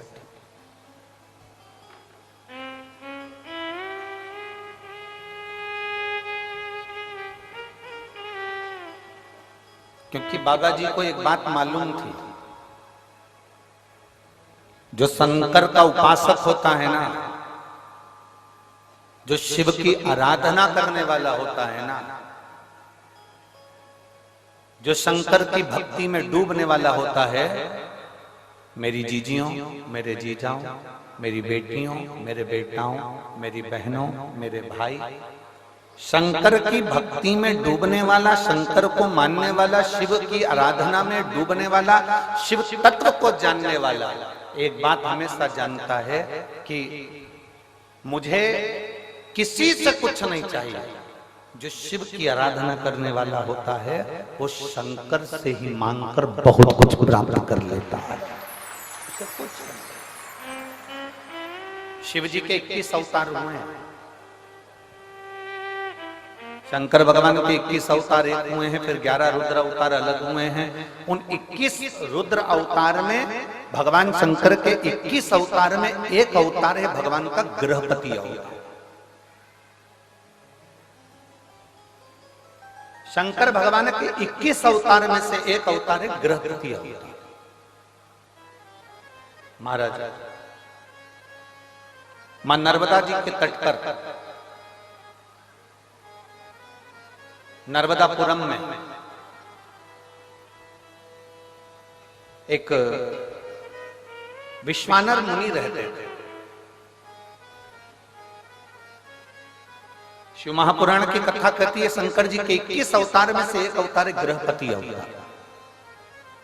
मां नर्मदा जी के तट पर, मां नर्मदा जी के तट के ऊपर नर्मदापुरम में एक सुंदर विश्वानर मुनि रहते थे, ग्रस्त थे। अपनी धर्म पत्नी के साथ में उनका निवास। जैसे विश्वानर मुनि थे वैसे ही उनकी धर्म पत्नी।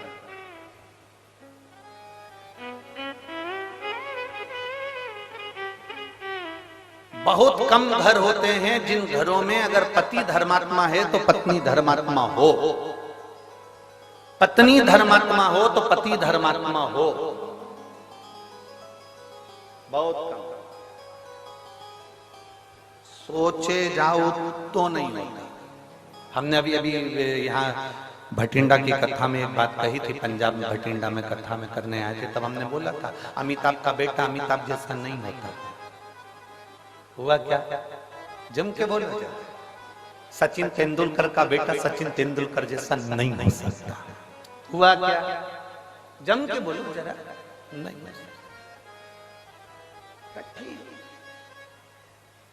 एक अच्छे से अच्छा मुख्यमंत्री हो, प्रधानमंत्री हो, मिनिस्टर हो, कहीं का भी मंत्री हो, उसका बेटा उसके जैसा नहीं हो ही नहीं सकता। क्योंकि मेरे भोले बाबा एक बार जिसको जन्म दे देते हैं, एक बार जिसको जन्म दे देते हैं और उसमें इतना टैलेंट देकर पैदा करते हैं, उसमें ऐसा ज्ञान देकर पैदा करते हैं, उसके जैसा भगवान दूसरा नहीं बनाता, उससे कम बनाएगा पर उसके जैसा नहीं बना पाएगा।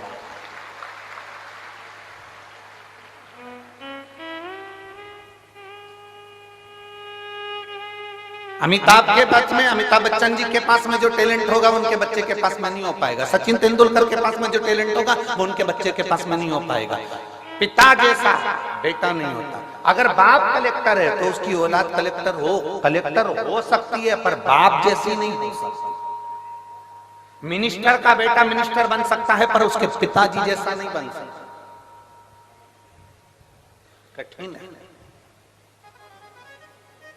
एक शिक्षक का बेटा शिक्षक बन सकता है पर उसके जैसा नहीं बन सकता उसके पिताजी।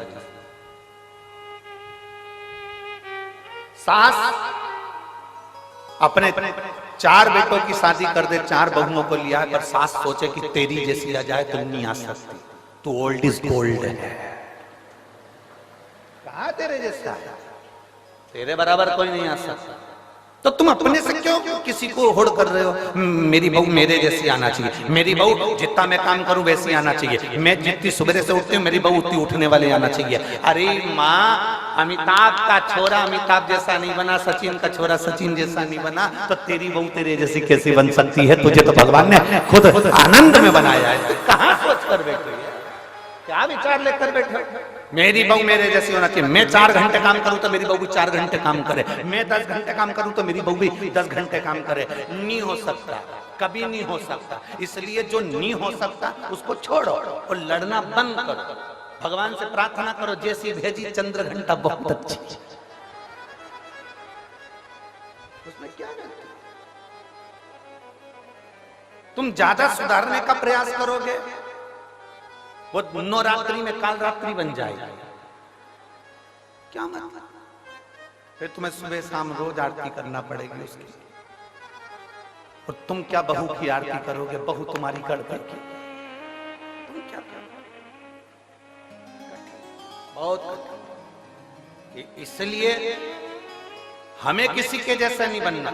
शिव महापुराण की कथा कहती है, देवाधिदेव महादेव का चरित्र कहता है, तुम्हें किसी के जैसे नहीं बनना। अपने अंदर भगवान ने जिस जिसको जन्म दिया पृथ्वी पर, भगवान शंकर जिसको पैदा करते हैं उसको कुछ ना कुछ हुनर देकर पैदा करते हैं। आपके अंदर कोई ना कोई हुनर जरूर है। आप किसी के जैसे मत बनो, अपने हुनर को अपनी मेहनत से प्रकट करो। दुनिया तुम्हारे जैसा बनना चाहेगी, ये पक्का। पर माताएं पीछे पकड़ के बैठती है, उनको देख ले उनके जैसे बन जा, उनको देख ले उनके जैसे बन जा, तेरी मौसी के छोरे को देख ले मौसी के छोरे जैसा बन जा, बुआ के छोरे को देख ले बुआ के छोरे जैसा बन जा। अब तुम बुआ के छोरे जैसे बनाने में लगे हो और महादेव को रोज 1 लोटा वो जल चढ़ा रहा है, और महादेव सोच कर बैठे हैं कि बुआ के छोरे जैसा मत बनना, बुआ के छोरे से भी उज्जवल बनाकर बताऊंगा तेरे को, बस तेरी मेहनत करना, तेरा कर्म करना, तेरी लगन लगा कर बैठना, तेरी मेहनत करते रहना, तुझे उससे भी उज्जवल बनाकर छोड़ूंगा मैं, तो चिंता मत कर। और तुम लगी हो उसके जैसा बन जा, उसके जैसा बन जा। रोज सास अपनी बहू को ज्ञान देती रहती है, उनकी बहू कितनी अच्छी, उनकी बहू कितनी अच्छी। सास को एक बात समझ लेना चाहिए, दूर के ढोल सुहावने। एक बार उस बहू के पाले तो पड़, उसको लेके एक बार बद्रीनाथ घूमने चले जा, मालूम पड़ जाएगा। पेंटिंग पेंटिंग की दुकान 4 दिन तक निकले ना बाबा। हमें लग रहा है अच्छी है।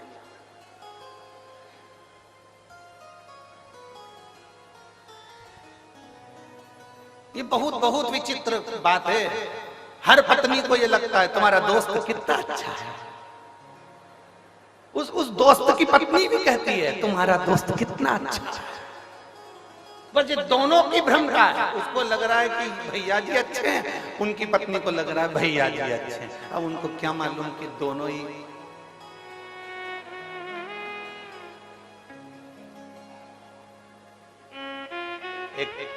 क्या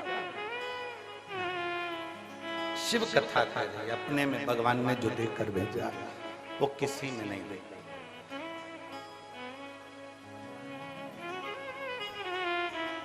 और दया की ना हो जो आदत तुम्हारी तो सोनी रे अदालत तुम्हारी गरीबों के दिल में जगह तुम न पाते तो किस दिल में होती इबादत तुम्हारी तो किस दिल में होती इबादत तुम्हारी। बहुत सोच से मिले, जिसके ललाट में जो लिखा है वो होना है, जो निश्चित है उसका सोचे से मतलब।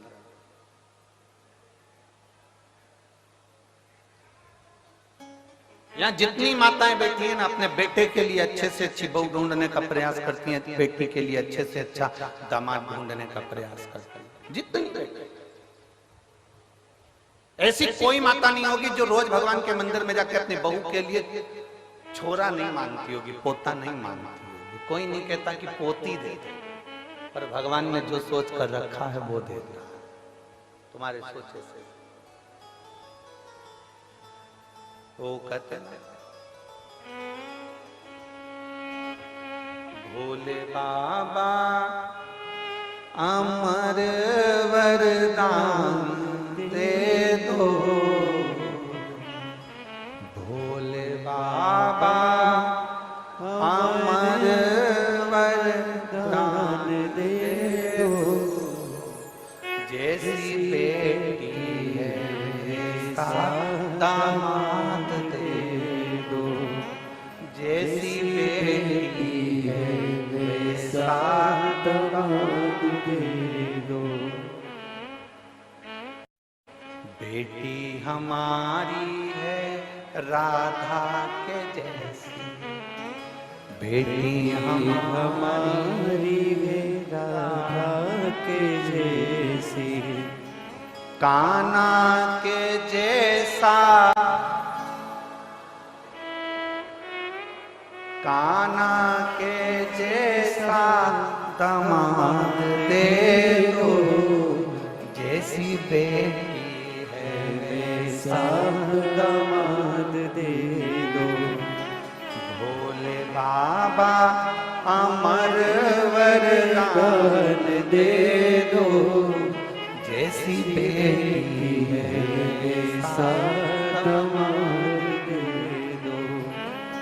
बेटी हमारी है लक्ष्मी के जैसी, बेटी हमारी है लक्ष्मी के जैसी, नारायण जैसा दामाद दे दो, नारायण जैसा दामाद दे दो, जैसी बेटी है वैसा दामाद दे दो, जैसी बेटी है वैसा दामाद दे दो। भोले बाबा अमर वरदान दे दो, भोले बाबा सदा वरदान दे दो, जैसी बेटी है वैसी।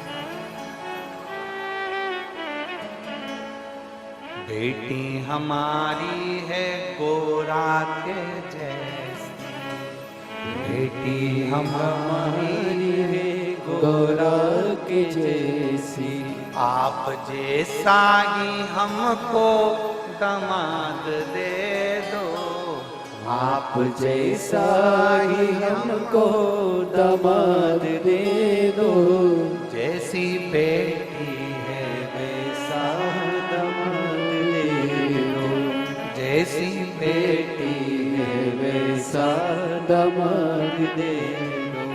भोले बाबा अमर वरदान दे दो, भोले बाबा अमर वरदान दे दो, जैसी बेटी है वैसा दामाद, जैसी बेटी है वैसा दामाद मेरा। और मान लो मिल भी गए, ए सिरसा वाली जीजियों, हरियो हरियाणा वाली मेरी जीजियों, मिल गए, कितनी आस, कितनी आस, और कितनी खुश होती हो अच्छा दामाद मिल जाए। बोलो बोलो, जम के बोलो, जम के बोलो जरा, खुश होती हो कि नहीं होती हो? ऐसा दामाद मिला, भगवान की कृपा है, पड़ोसन से जाके कि ये सब दामाद मिला, मेरी बेटी को रोज घुमाने ले जाता है। इतना बढ़िया दामाद मिला, मेरी बेटी के मुंह से निकला और उसने सामान मान के दिया। ऐसा दामाद मिला है, मेरी बेटी कुछ कहती हो तुरंत मान लेता है। ऐसा दामाद मिला है, मेरी बेटी को हर 2-4 महीने में मायके लेकर आता है। ऐसा दामाद मिला। अब जैसा तुमने मांगा था ऐसा दामाद दे दो, तुम्हारी बेटी को वैसा पति मिल गया। जैसा तुमने मांगा था उसी तरह तुम्हारी बहू की मां ने भी ऐसा ही मांगा था। तुम्हारी बहू की मां ने भी ऐसे ही मांगा था, ऐसा बेटा देना, ऐसा बेटा देना। अब तुम्हारी बेटी का पति घुमाने ले जाए तो अच्छा, तुम्हारी बेटी का पति तुम्हारी बेटी को चाउमीन खिलाने ले जाए अच्छा, तुम्हारी बेटी का पति तुम्हारी बेटी को सोने के जेवर पहनाए तो अच्छा, तुम्हारी बेटी का पति उसको ले जाकर मायके घुमा कर लाए तो अच्छा। और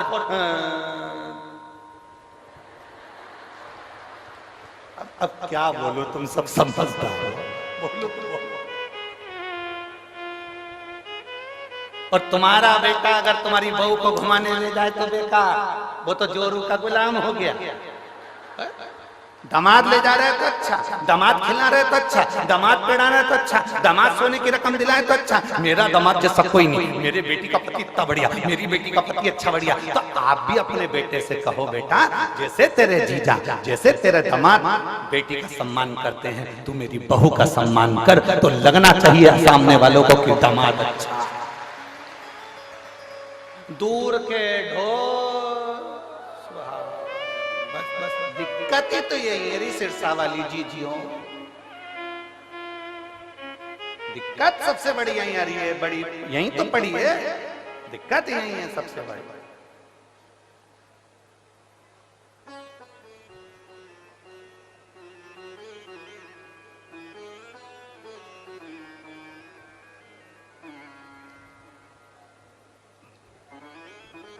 हमें दिक्कत है।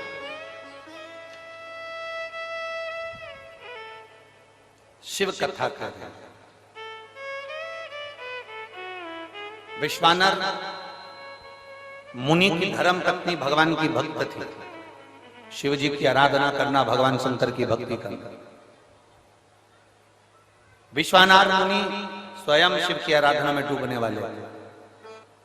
इनका एक नियम बड़ा पक्का था, प्रतिदिन शिवलिंग का निर्माण करना, पूजन करना, विसर्जन करना। और जिस दिन शिवलिंग का निर्माण नहीं कर पाते थे, जिस दिन शंकर भगवान के शिवलिंग की आराधना नहीं कर पाते थे, जिस दिन भगवान शंकर के शिवलिंग का पूजन नहीं कर पाते थे, उस दिन एक बेलपत्री का दान देते थे। कितनी कितनी बेलपत्री? एक। शिव पुराण पढ़िए आप लोगों ने?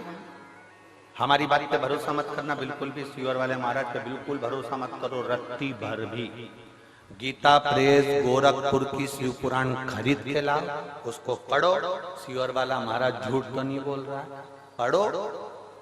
कुमार खंड निकालो, उमा खंड निकालो, शिव महापुराण का कुमार खंड उमा खंड निकाल कर पढ़ो, जिसके अंतर्गत लिखा हुआ है एक बेलपत्री का दान किसके बराबर होता है। तो कहा 1.25 मन सोने के सिंहासन पर शालिग्राम जी की मूर्ति को बिठाकर सोने का श्रृंगार कर कर किसी ब्राह्मण को दान दिया जाता है, उससे 1000 गुना दान बड़ा एक बेलपत्री का दान के बराबर। हम पर भरोसा मत करना, कहीं सीवर वाला महाराज झूठ तो नहीं बोल दिया, इसलिए शिव पुराण उठाकर पढ़ो। गीता प्रेस गोरखपुर की शिव पुराण को लाओ, पढ़ो और अध्ययन करो। अध्ययन करने पर तुम्हें मिलेगा कि शालिग्राम भगवान की शिला को सोने के सिंहासन पर बिठाकर, सोने और हीरे से सजाकर जो दान करने का पुण्य मिलता है, वो पुण्य पुण्य केवल एक बेलपत्री के दान से मिल जाता है, केवल एक बेलपत्री में वो बल होता है। और अच्छे से समझ लें, शंकर जी पे चढ़ी हुई बेलपत्र, मान लो तुम्हारे पास में बेलपत्र नहीं, मान लो तुम्हारे पास में बेलपत्र नहीं, अब तुम्हारे पास बेलपत्र नहीं है, शिव जी के मंदिर में गई हो, शंकर के शिवालय में गई हो, देवाधिदेव महादेव के शिवालय में पहुंची हो, शिवालय में शंकर के शिवलिंग पर जो बेलपत्र चढ़ी होती है, उस बेलपत्र को उठाकर पानी से धोकर वापिस चढ़ा देने का फल क्या होता है, वो भी शिव महापुराण में जरूर पढ़िए। तारा बाबा की कुटिया में कथा चल रही है और श्री गुरु शिव पुराण चल रही है, जरा ध्यान से सुनना इसको, बहुत सावधानी से। जितने बाहर के पंडालों में भक्त बैठे और जितने आस्था चैनल पर सुन रहे हैं, जितने फेसबुक यूट्यूब पर सुन रहे हैं, जितने रोड पर बैठकर कथा सुन रहे हैं, जहां जहां आवाज जा रही है, जहां बैठकर कथा सुन रहे हैं, बहुत सावधानी से कथा का स्मरण करिएगा। एक बेलपत्री का दान शालिग्राम भगवान के सोने के सिंहासन पर बैठकर दान करने के बराबर है। शंकर भगवान के शिवलिंग पर चढ़ी हुई बेलपत्र को धोकर वापिस शंकर भगवान के शिवलिंग पर चढ़ाने का जो पुण्य है, कहा भारत की भूमि पर 26,000 जो पवित्र नदियां बनी हैं, उन नदियों में आप स्नान कर कर आएंगे और चारों धामों का दर्शन, 12 ज्योतिर्लिंग का दर्शन, आप सारी सप्तपुरियों का दर्शन कर कर आएंगे। उसका जो पुण्य फल होगा, एक बेलपत्री को शंकर पर से उठाकर मिलाकर वापिस शंकर को चढ़ाने का ये फल हमें तुरंत प्राप्त हो जाता है। केवल एक बेलपत्री को उठाकर धोकर चढ़ा देंगे, ये फल प्राप्त हो।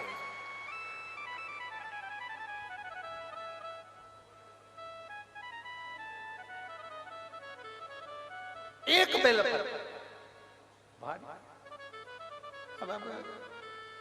ना जाने कौन कौन ने ऐसा नियम बना दिया, हमें तो समझ में नहीं आता। थोड़ा सा दुनिया के लोग लोभ लालच में नियम बनाए हो तो बात दूसरी।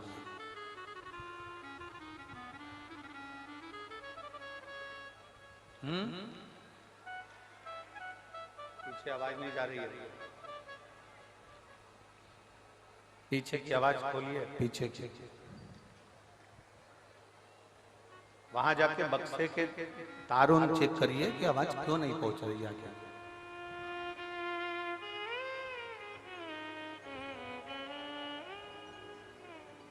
ना जाने कौन कौन ऐसा नियम बना दिया, हमारे पुराण में नहीं है।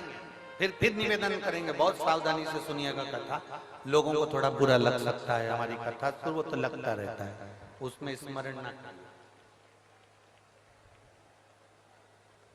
किसी पुराण के अंदर यह नहीं लिखा कि चांदी की बेलपत्र बनाकर भगवान शंकर को समर्पित करो। ठीक है, समझ में आ रही है ना बात?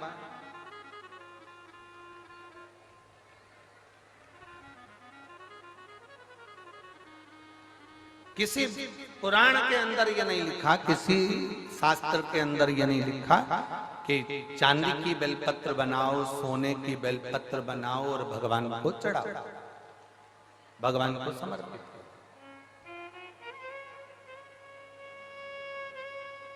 ये हमारे यहां कहीं कहीं कहीं हमारी पुराणों में नहीं लिखा गया, कहीं पर।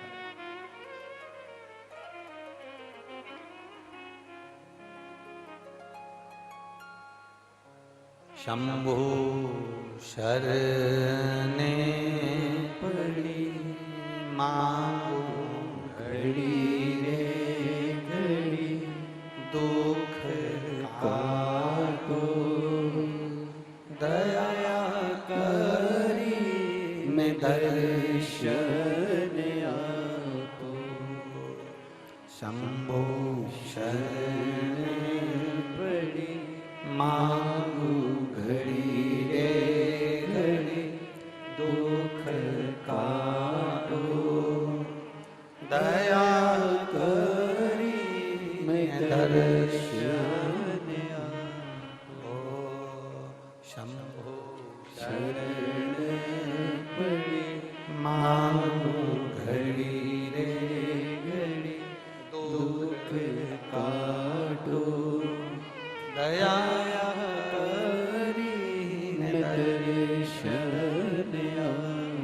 अब किसी ने एक नया नियम बनाया, चांदी की बेलपत्र शंकर जी को चढ़ाना,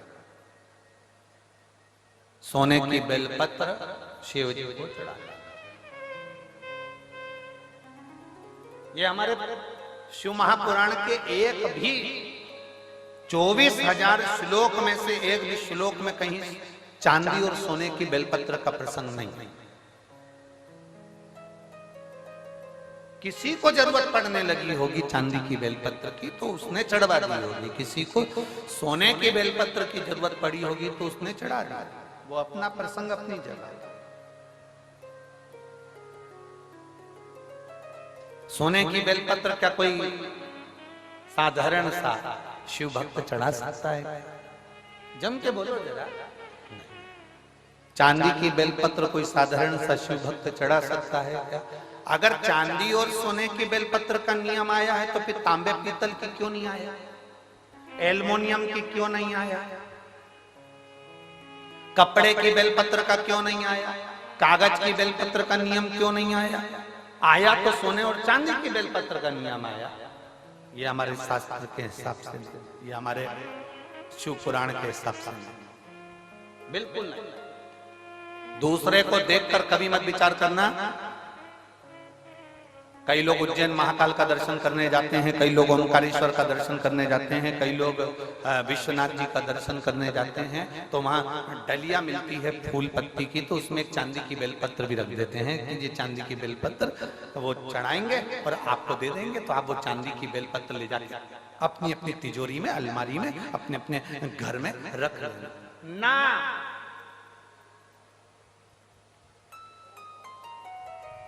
शिव जी पे चढ़ी हुई बेलपत्र को कॉपी में रख लो, किताब में रख लो, और याद रखना बेलपत्री का 1000 टुकड़ा भी हो जाए, 1000 पत्ती के बारीक बारीक टुकड़े भी हो जाए, और वहां से लाने में तुम्हारे हाथ में केवल एक जरा सी तिन का मात्र पत्ती भी तुम्हारे हाथ में अगर बची है घर लाते हुए, तो समझ लेना वो सोने की बेलपत्र से भी बढ़कर है। उसकी कीमत कठिन, उसको कीमत को आंकना कठिन है, कीमत आंकना कठिन है।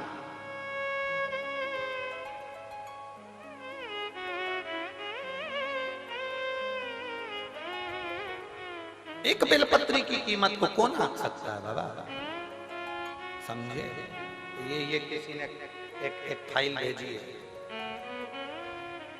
जिसमें इस व्यक्ति को जो बीमारी हुई है वो लाखों में किसी एक को होती है, जिसके अंदर उसके शरीर की नसें चौक होती चली जाती है, शरीर काम करना बंद कर देता है, आखिरी में वो व्यक्ति का पूरा शरीर, जिभ्या, कान, गला लुप्त होकर पड़ जाता है, हाथ पैर सब ढीले पड़ जाते हैं, शरीर पूरा काम करना बंद कर देता है।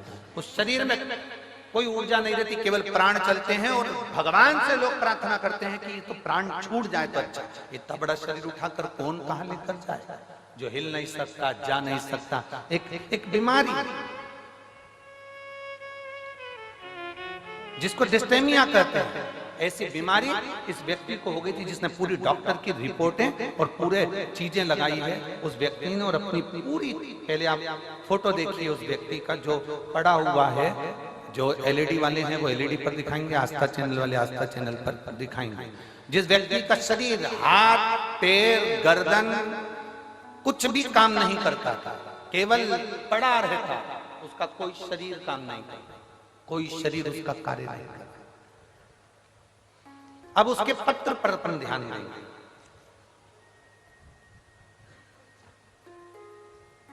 मेरा नाम अजय कुमार मेहता है, मैं फतेहाबाद हरियाणा का निवासी हूं।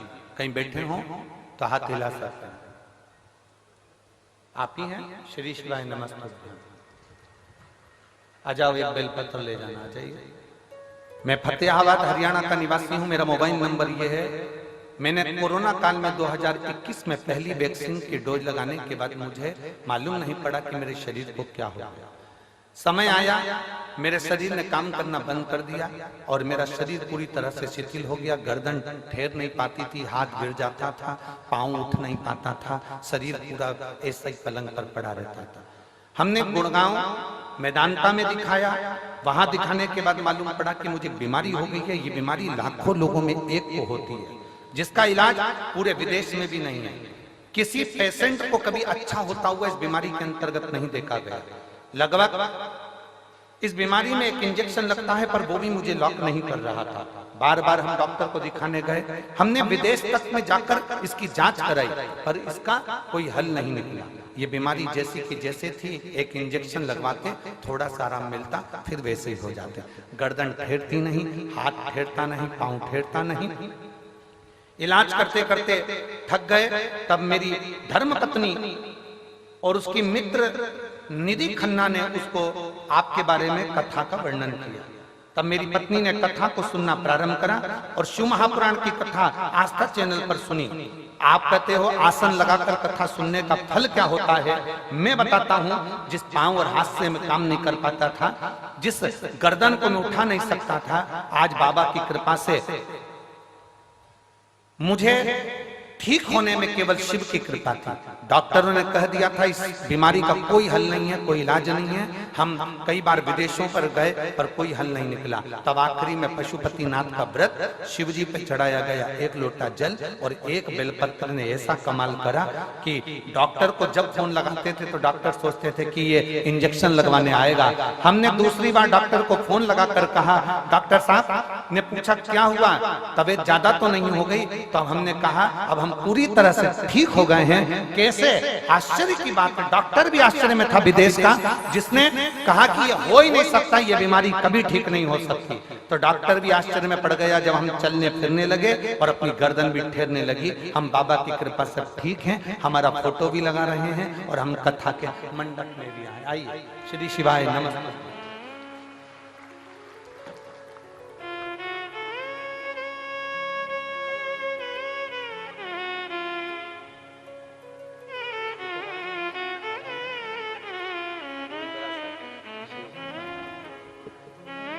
आपने पत्र भेजा, ये शिव तत्व है। जो व्यक्ति पलंग पर से नहीं उठता था, जिसका शरीर काम नहीं करता, लाखों में किसी एक को वो बीमारी हो जाती है जिसमें शरीर पूरा तरह से चोक हो जाता है। कई बच्चे ऐसे पड़े हुए हैं, हम उनकी माताओं से निवेदन करेंगे, आपको किसी के पास कहां तक लेकर जाओगे? डॉक्टर को दिखाओ, जांचें कराओ, डॉक्टर बोले वो दवाई खिलाओ, एक्सरसाइज कराओ, सब कुछ डॉक्टर के हिसाब से करो, पर एक बेलपत्र और एक शिवजी पर चढ़ा हुआ जल कुंदकेश्वर महादेव के नाम से जरूर खाना प्रारंभ करो। मेरा देवाधिदेव महादेव साथ जरूर निश्चित।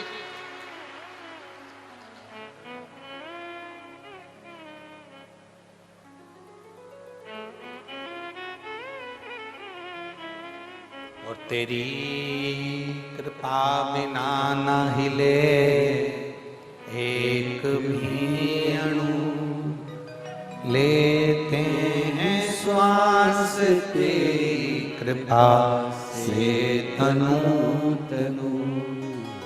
हे गंगाधार मुक्ति द्वार ओमकार तू, भोले ओमकार तू, आयो शरण तिहारी शंभु तार तार तू।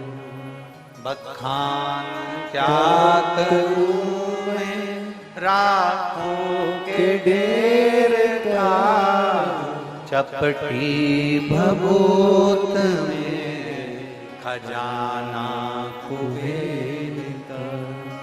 हे गंगाधार मुक्ति द्वार ओमकार तू, भोले ओमकार तू, आयो शरण तिहारी शंभु तार तार। शिव है सोने की बेलपत्री जो काम नहीं करती, चांदी की बेलपत्री जो काम नहीं करती, हीरे पन्ने की बेलपत्री जो काम नहीं करती, वो एक वृक्ष पर से तोड़ी हुई बेलपत्र वो काम करती। ब्रह्म में मत पढ़ना, भ्रमित मत होना। चांदी की बेलपत्र चढ़ाकर कोई तुम्हें दे भी दे और कहे कि ये लो बेलपत्र, ये हमने चांदी की दी है, उसको कहते ना ये चांदी की बेलपत्र तुम्हारे पास रखो, हमें तो शंकर जी पे चढ़ी हुई एक सादी सी बेलपत्र दे दो जो दुनिया की औषधि है। बहुत बहुत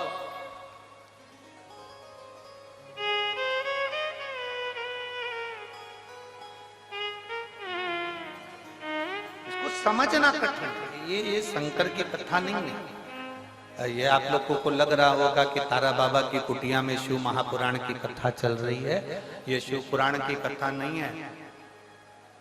ये तारा बाबा जी ने 7 दिन संपूर्ण विश्ववासियों के लिए एक शिविर लगाया है। जो आ गया वो अपने जीवन की सारी खुशियां बटोर कर तारा बाबा की कुटिया से ले गए। शिविर आप धारण करो उसको, आप समझो क्यों उसका स्मरण इतना प्रबल है, क्यों शंकर की कथा का रसतत्व इतना प्रबल होता है, क्यों शिव भक्ति का रसतत्व इतना प्रबल होता है।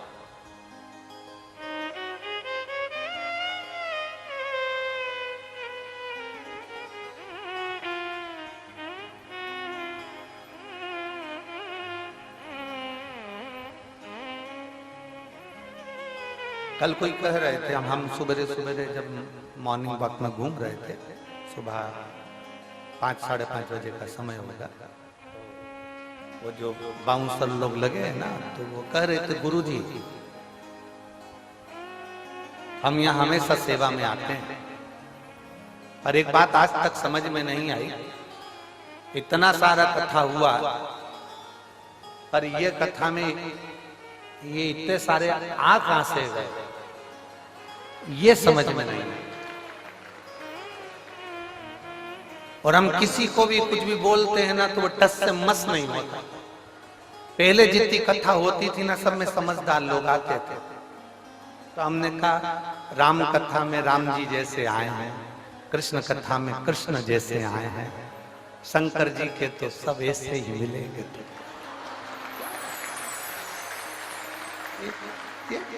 हटने कोई तैयार नहीं होते। गुरु जी शिव पुराण में ऐसा क्या है? हमने कहा तुम भले 7 दिन की सेवा में लगे हो, पर 3 महीने के अंदर तुम्हें मालूम पड़ेगा कि शिव महापुराण में है क्या। हम नहीं बोल कर जाएंगे कि इसमें है क्या। तारा बाबा जी ने ये कथा करवाई है, तारा बाबा जी इस कथा को करवा रहे हैं। हम जजमान का नाम, आयोजक के नाम में भले इनका नाम ले देते, पर आयोजक वही है जो अंदर बैठे हैं, आयोजक वही। तारा बाबा जी कथा करवा रहे हैं, तारा बाबा जी सुन रहे हैं, तारा बाबा जी ही बचवा रहे हैं, कोई दूसरा नहीं। शिव को पहचानना कठिन, बहुत कठिन। जैसे पत्नी पति को नहीं पहचान पाती, पूरी जिंदगी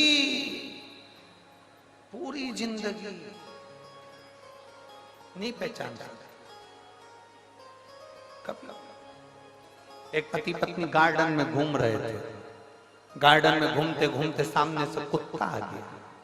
कुत्ता पति पत्नी की ओर बढ़ रहा था, पति को डर लगा, पत्नी ने पति का हाथ जम के पकड़ लिया, ये कुत्ता मुझे खा जाएगा। कुत्ता और पास में आया, पत्नी और घबराई, पति को लगा ये कुत्ता मेरी पत्नी को ना काट खा, कुत्ता मुझे काट खाएगा चल जाएगा, पर पत्नी को ना काटे, क्योंकि पत्नी को काटा तो कल बच्चों का टिफिन कौन बनाएगा, बच्चों को स्कूल कौन पहुंचाएगा। कुत्ता मुझे काट खाए पर पत्नी को ना काटे। कुत्ता और आगे बढ़ा, पति घबरा गया, पति घबराया, कहीं कुत्ता मेरी पत्नी को ना काट ले, तो पति ने तुरंत पत्नी को अपनी गोदी में उठा लिया।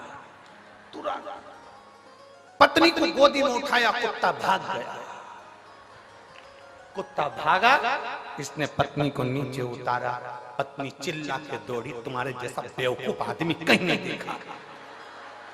दुनिया के लोग कुत्ते को भगाने के लिए पत्थर उठाते, तुमने मुझे उठा लिया। कौन समझाए तो समझाए कौन? अरे ओ बावरी, उसने तेरे को इसलिए उठाया था कि तुझे ना काटे, पर तुझे लगा कि वो मार देंगे। समझ कोई सबसे कठिन काम है, बहुत कठिन, कुछ नहीं हो सकता, कठिन।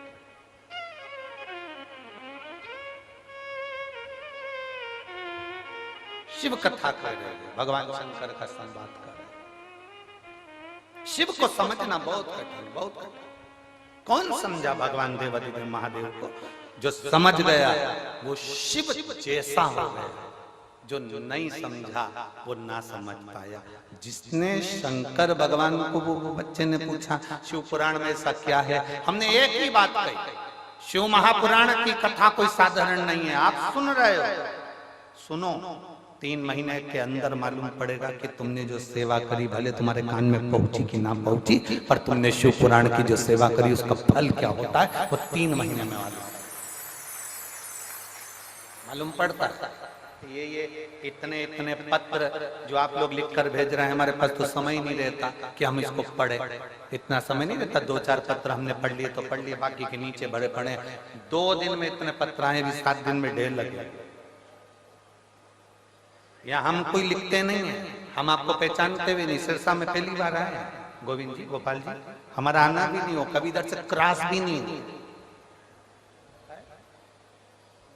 पहली बार आना हुआ। हालांकि गोविंद जी तो बोले थे हमको जब हम बठिंडा आए थे कि आप एक बार यहाँ आओ, एक बार यहाँ पहुंचो, एक बार आओ, और हमारा आना ही नहीं। बहुत कठिन, जब तक भोले बाबा बुलाता नहीं तो हम जाते भी नहीं। हमने पहले भी कहा, हमको गोविंद जी ने नहीं बुलाया, ना गोपाल जी ने बुलाया, अंदर बैठे हैं लंगोटी लगाकर, बाजू में पिछोड़ा रखकर, बड़े अलमस्त होकर बैठे। हम कल गए थे मामा, हमने उनसे बात भी करी, बुला लिया आपने, अलमस्त होकर बैठे, मस्त कथा का लाभ ले। पहचानना कठिन, शिव को जो जान गया वो दुनिया में सब कुछ है। एक पढ़ी लिखी बैठी, एक पत्र देखिए,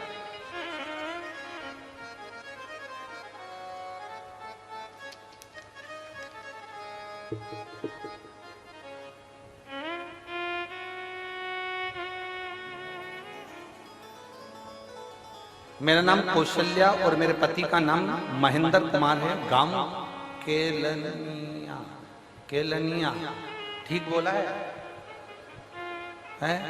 हाँ, तुम समझ जाना, ठीक है, बाकी के तो जाने दो। आप ही हैं? हाथ हिला दो एक बार। श्री शिवाय नमस्ते। गांव केलनिया, सिरसा की रहने वाली हूँ गुरुजी। मेरे बाबा महादेव की कृपा में 14 साल से हरियाणा पुलिस में सरकारी नौकरी कर रही हूँ। हरियाणा पुलिस में मैं 14 साल से सरकारी नौकरी कर रही हूँ गुरुदेव। हंसी खुशी की जिंदगी जी रही थी। एक दिन अचानक 19 दिसंबर 2022 को मेरे पति महेंद्र कुमार का एक्सीडेंट हो गया और सर में इतनी ज्यादा चोट पहुंच गई कि डॉक्टर ने हाथ में केस लेने को मना कर दिया। बहुत मुश्किल था, डॉक्टर के हिसाब से ये जा चुके थे, ऐसा उन्होंने बोल दिया। पति के सर का ऑपरेशन हुआ, फिर भी सर की राइट साइड की हड्डी निकाल दी गई और हड्डी निकालने के बाद डॉक्टर साहब ने उनकी जान बचाने का प्रयास किया। साफ साफ डॉक्टर ने कह दिया कि हम प्रयास कर रहे हैं पर भरोसा नहीं है कि बचेगा ना बचेगा। कुछ देर बाद सांस भी चलेगी कि नहीं चलेगी इसका कोई भरोसा नहीं। शायद मेरे देव अधिदेव महादेव ने, क्या वर्णन करूं गुरुदेव, डर गए, घबरा गए। तब डॉक्टर से कहा कि आप अपना काम करो, मेरा महादेव बचाएगा जरूर, ये निश्चित है। और शिव जी की ऐसी कृपा हुई कि बाबा देवादिदेव महादेव का स्मरण करा, श्री शिवाय नमस्तुभ्यम का जाप किया। एक बेलपत्र लाकर शंकर जी का मंदिर जो हॉस्पिटल के पास में था उसमें से उठाकर ऑपरेशन के लिए ले जाते समय उनके साइड में रखकर भेज दिया। मैं बाबा का क्या गुणगान करूं गुरुदेव, जो डॉक्टर